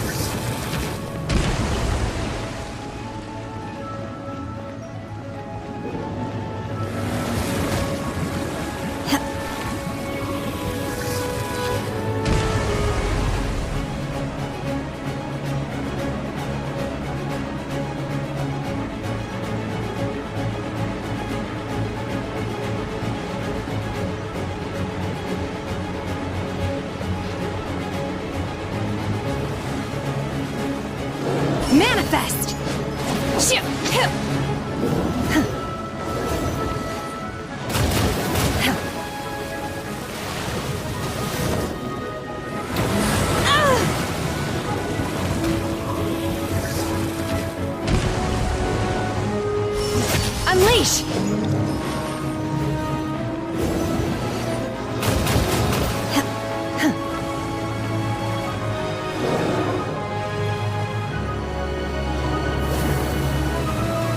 Obey!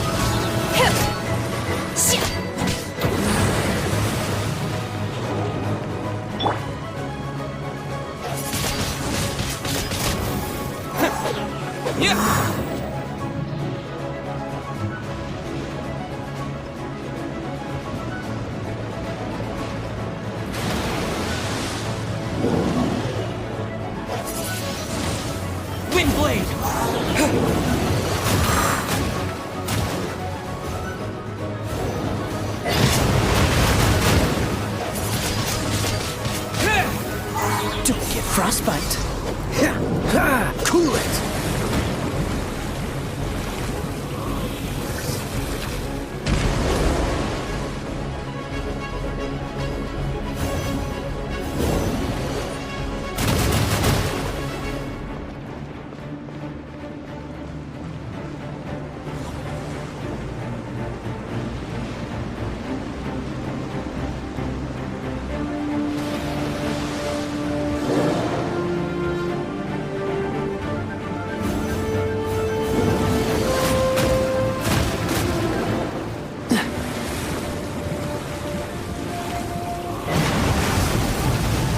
Freeze! Unleash my curse to bear.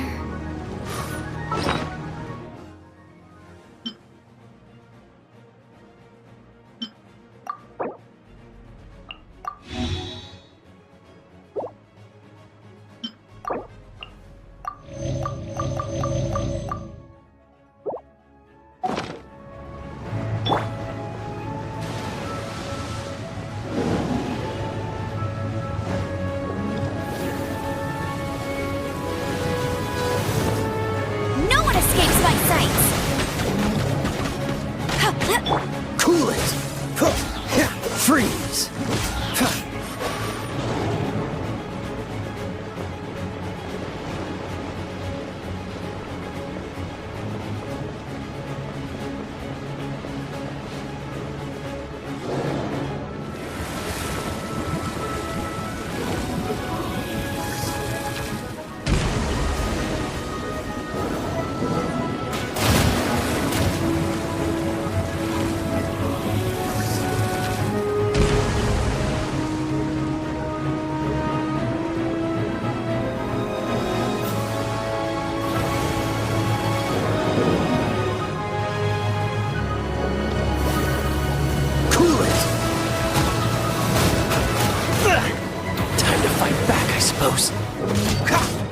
Dodge this!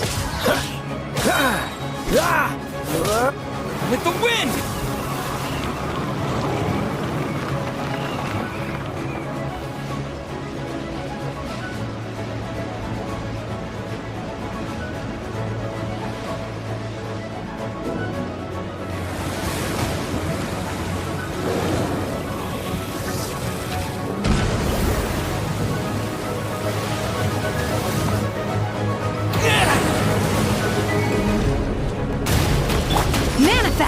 Unleash!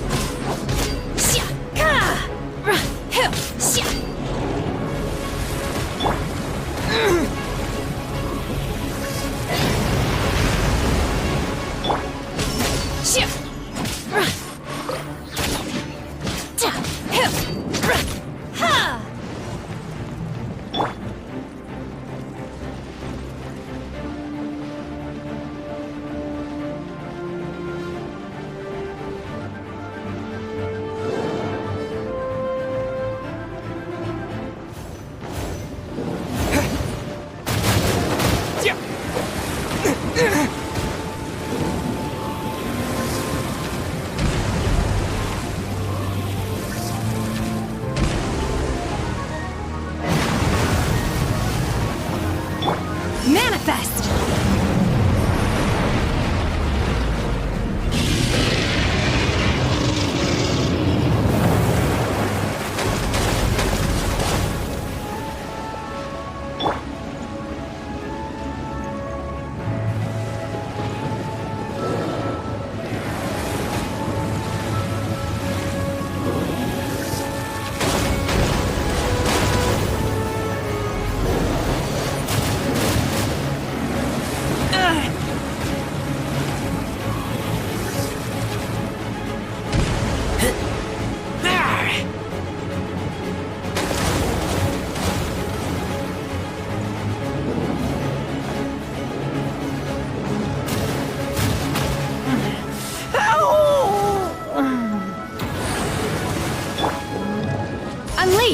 Manifest!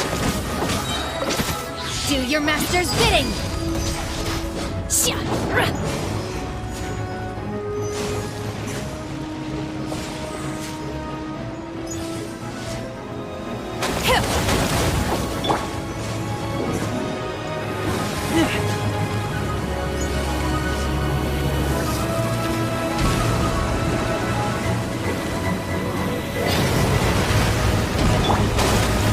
My will embodied! Obey! She's getting away! Shouldn't we go after her? This place is unstable. It is too risky to continue pursuing her.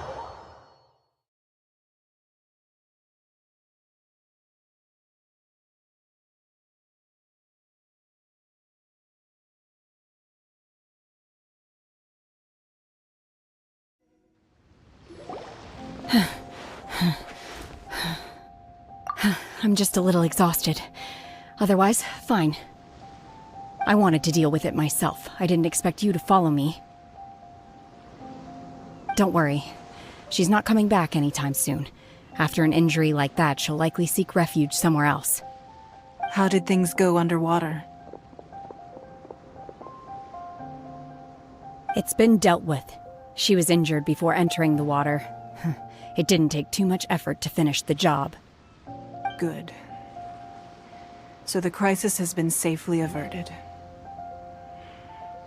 When you visit the Jade Chamber in the future, you will be afforded generous treatment.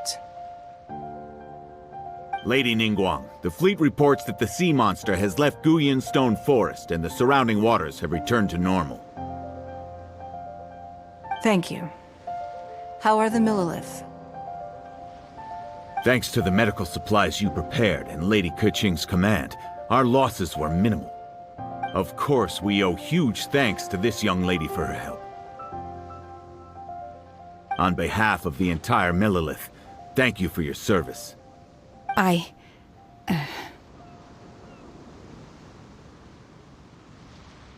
Great. Then next time I watch Miss Yun's opera, I'll be able to take the compliments. I wasn't trying to be a hero, though. I just wanted to protect you. Let the soldiers recuperate, but don't let your guard down. If she returns with a vengeance, we must be prepared. Yes, ma'am. You've been monitoring us for some time now. I trust you've reached a conclusion. You wish to hear one's opinion. Well, things would have hardly gone so smoothly had it not been for Shenhe. That I do not deny. However, final victory was always going to be ours, even had things been a little more arduous. If it came to it, I could always destroy another Jade Chamber.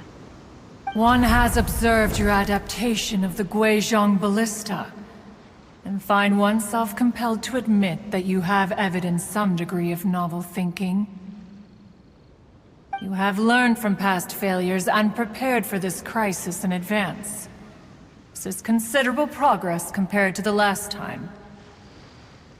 Hence, on balance, one finds your performance during this trial satisfactory enough. But there will no doubt be further trials to come in the future. Do not suppose that one will not continue observing you hereafter. While the position of Tianquan remains mine, I will always ensure Liyue's safety. Shenhe, one saw you secretly venture out from the mountains a few years ago, and noticed the air of dejection in which you returned. Hopefully this trip to Liyue Harbor has been a different experience. Yes. I can't explain it, but I feel happier than I expected. Good. Traveler, please take good care of Shenhe. She is a dear child. In fact, one has many fond memories of Shenhe's childhood that she may be interested to hear about. There'll be no need for that. Oh. They are all like this. Fine. Since you care not to listen, one shan't be telling you. One shall be going homeward now. Please, have a good rest. Come to the Jade Chamber when you have recovered your energy.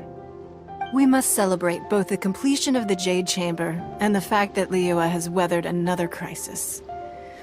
This banquet must be the most spectacular ever.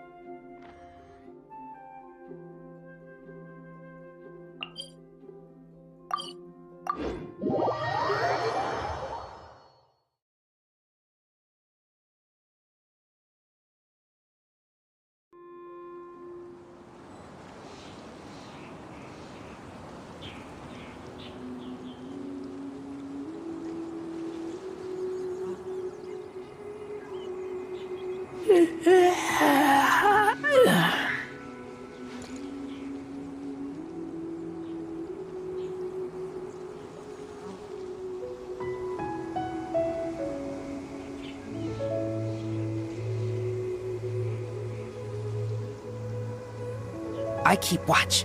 You leave, you call me.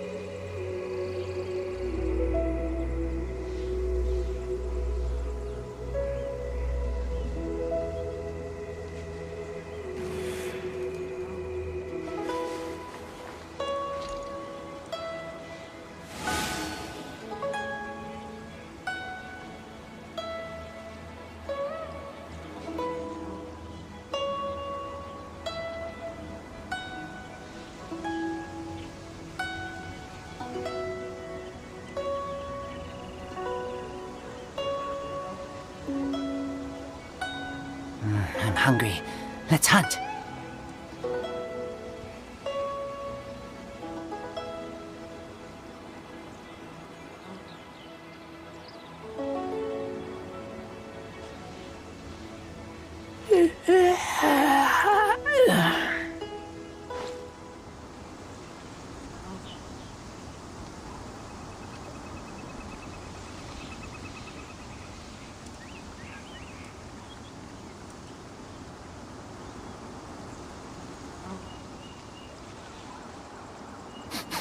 I smell rabbit.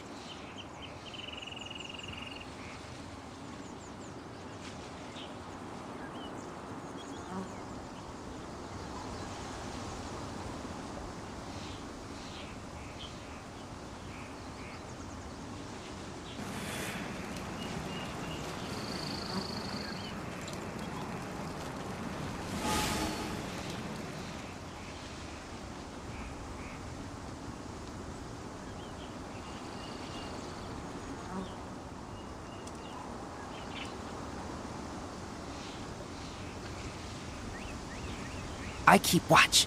You leave, you call me.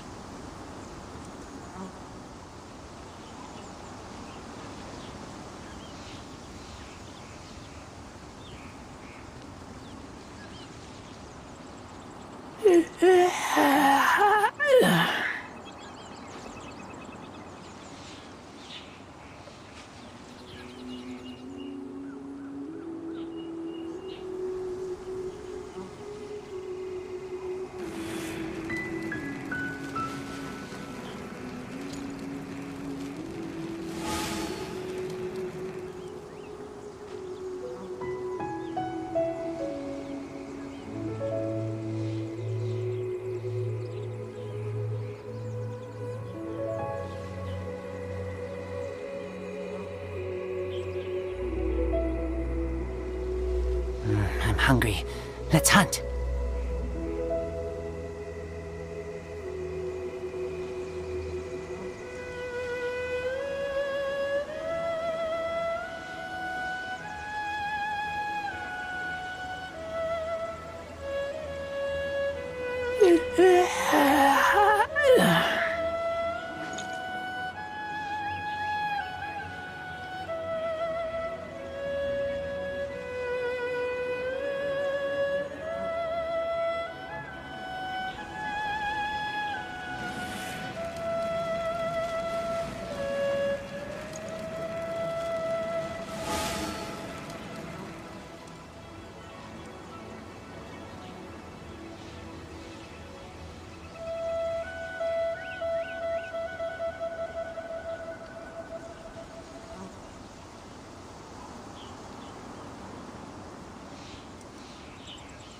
I keep watch. You leave, you call me.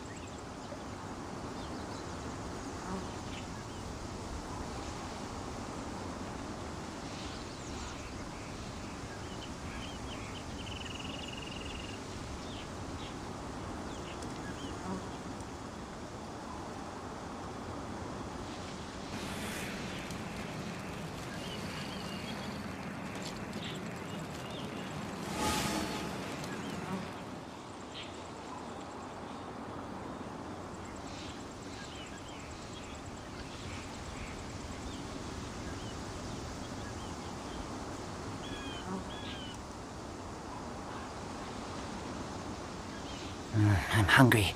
Let's hunt.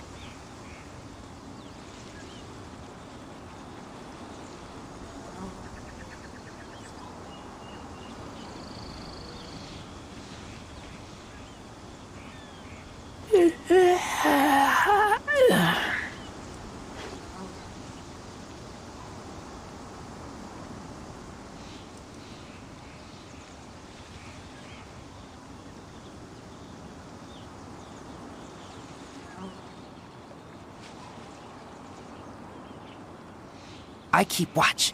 You leave, you call me.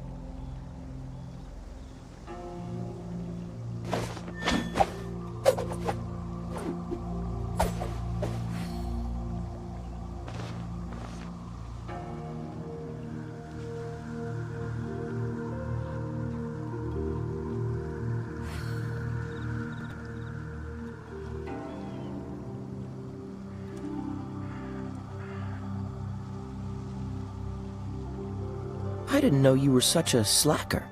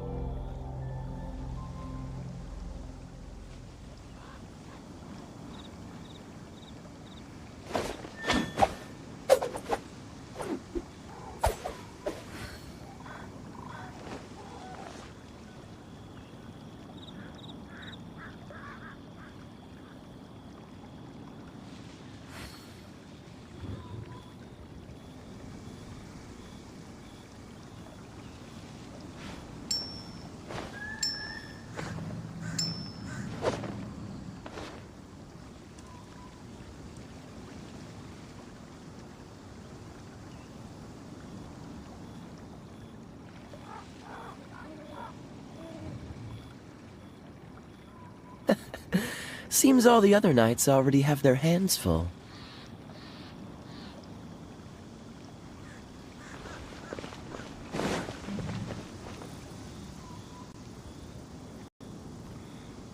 Wow! Everyone's already seated! It's Paimon's first time attending a banquet in the Jade Chamber. The food here looks amazing. All of you here are my distinguished guests. I am determined that each of you thoroughly enjoys yourself. Those who don't drink alcohol, please, help yourself to other beverages. Fine wine is a delight to the senses, but it is far from the only one. I trust you will find the marvelous view from the Jade Chamber to be an equally gratifying indulgence. Have you heard? Miss Yun's going to be performing today. Sure have. Honestly, it's the main reason I'm here. I've never missed any of Miss Yun's performances, and I don't intend to start now. I hear she's going to perform The Divine Damsel of Devastation today, the one written by her father. I've been so excited that I've barely slept the last few nights. Hey, look! Miss Yun is going on stage!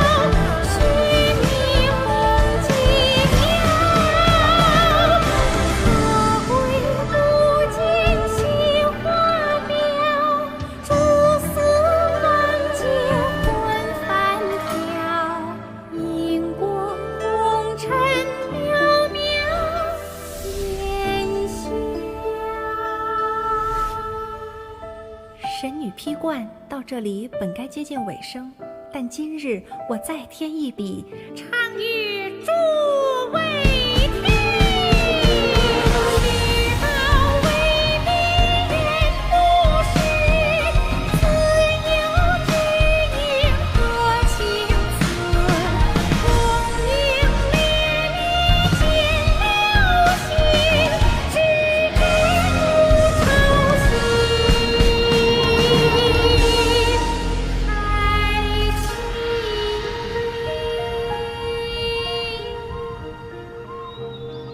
彼时鹤归，茫茫天地无依靠，孤身离去。今日再会，新朋旧友坐满堂，共聚此时。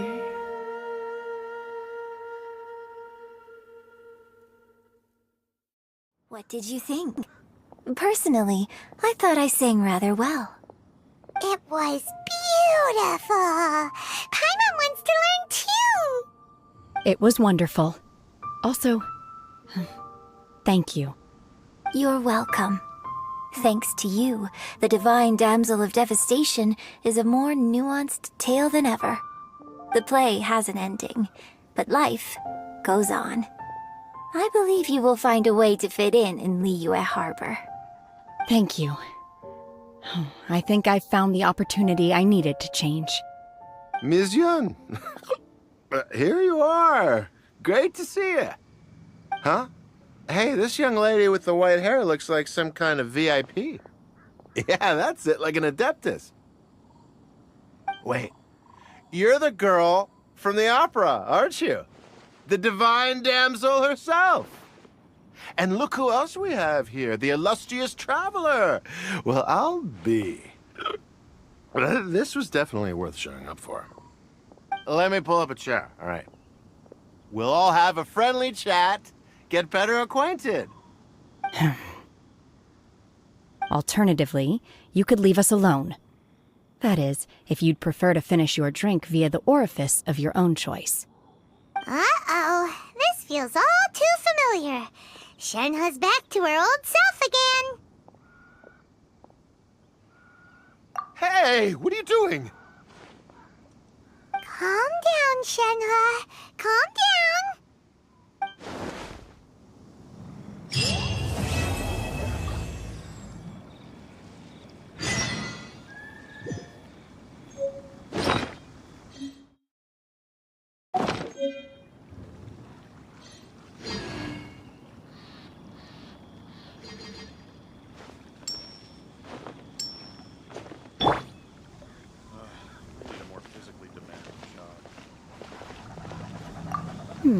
Now that I think about it, I'm glad Master sent me here to deliver the sigils. Otherwise, I wouldn't have had the chance to meet you. I'm sure I have much to learn from you in the future.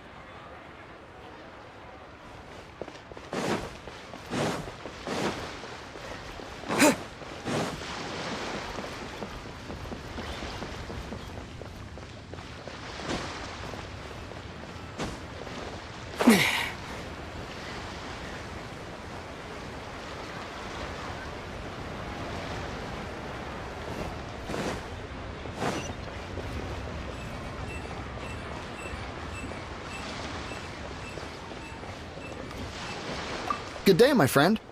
My apologies, but I'm out of stock at the moment. Please try again next time. Oh, I thought you were here to purchase Snezhnayan products. No, that I still have, although I ship it all to factories in Snezhnaya. I don't do retail. Too much hassle, not enough return. Sorry. What? No. Give me a second to think. All right, I'll do it. Just need you to sign for it. Clearly no shortage of cash flow in the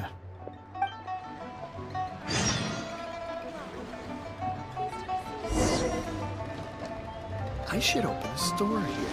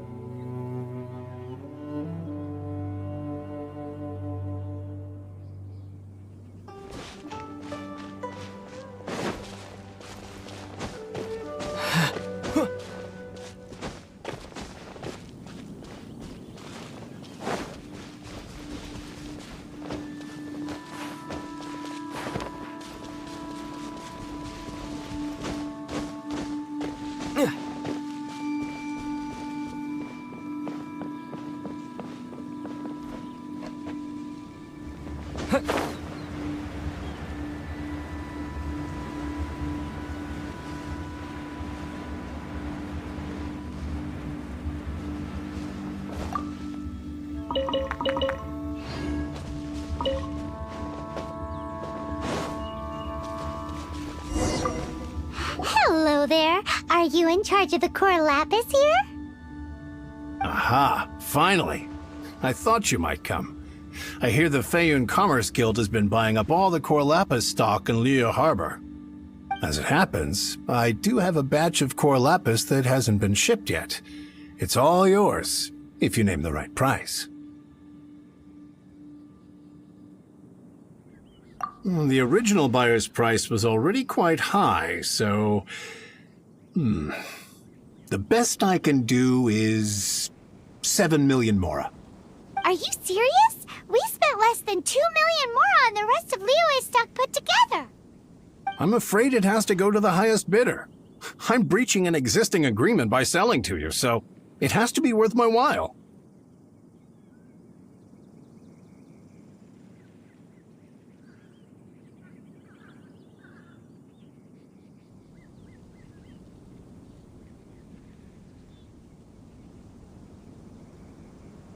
Look, you have your problems to deal with and I have mine. You can take it or leave it. So if you're not buying, please leave me alone. All right. We'll pay, even if it is a ridiculous price. When we get back, we'll just have to tell the guild that we'll sell to this gentleman at 4 times the normal price in the future. Wait, surely there's no need for that.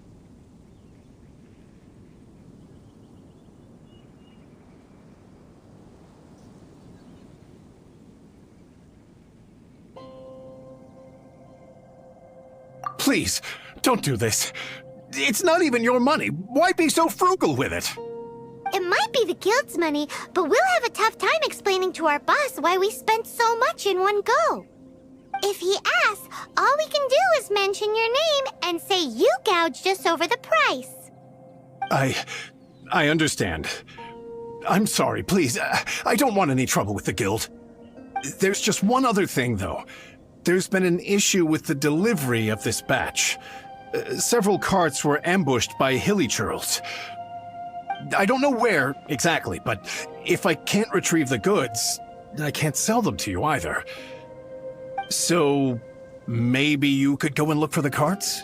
There should be 5 of them in total. If you can find them all and tell me where they are, I'll sign the contract right away. Oh, Thank you very much. This is a lot to ask, I know. That's that then. Well, no time to lose. Come on!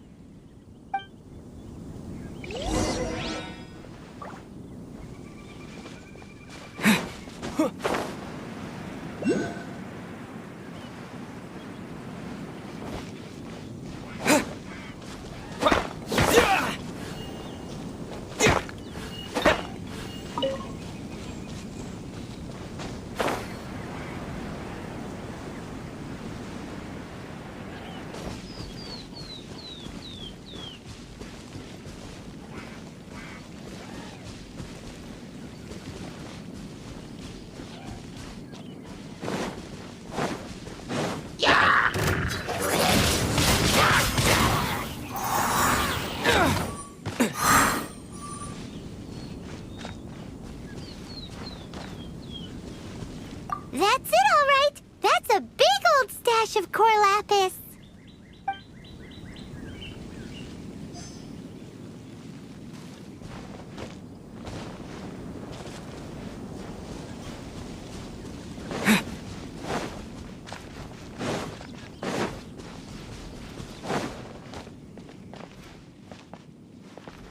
Here we go!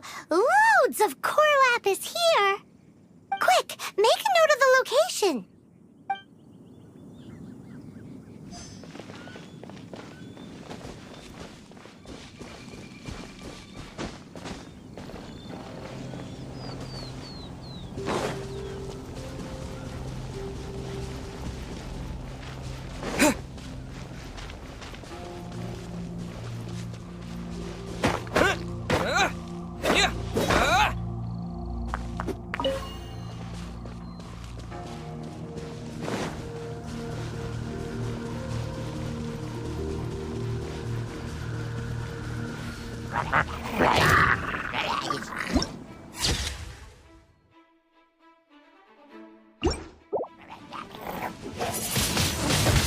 Windblade!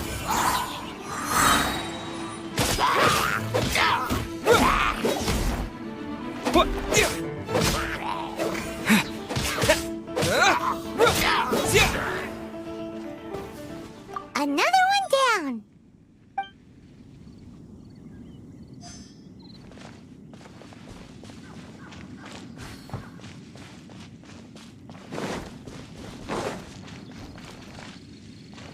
Oh yeah, we found it. Check out all that core lapis. Make a note of the location. We'll send the Feyun Con.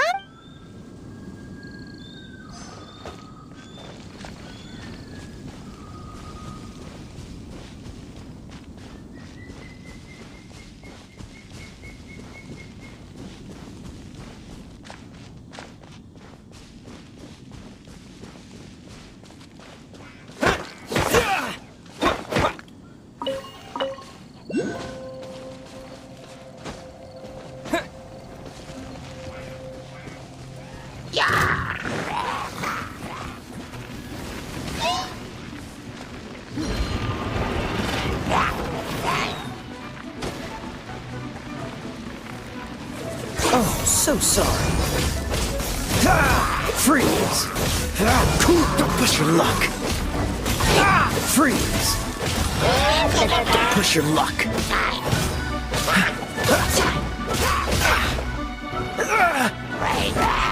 Cool it!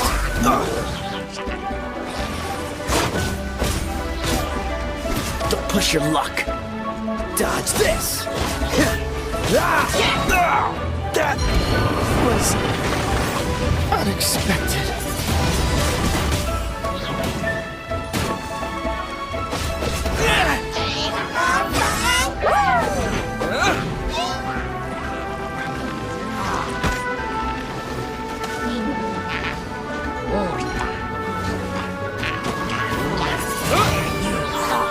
Disappear!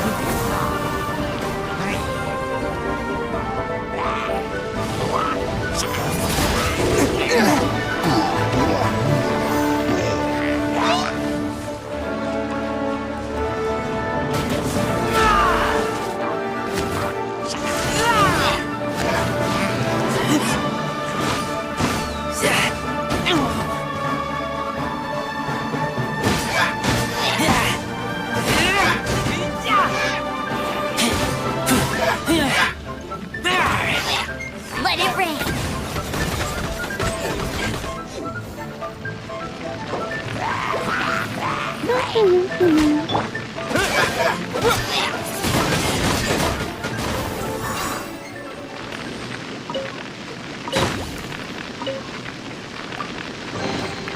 Is this an answer from this world?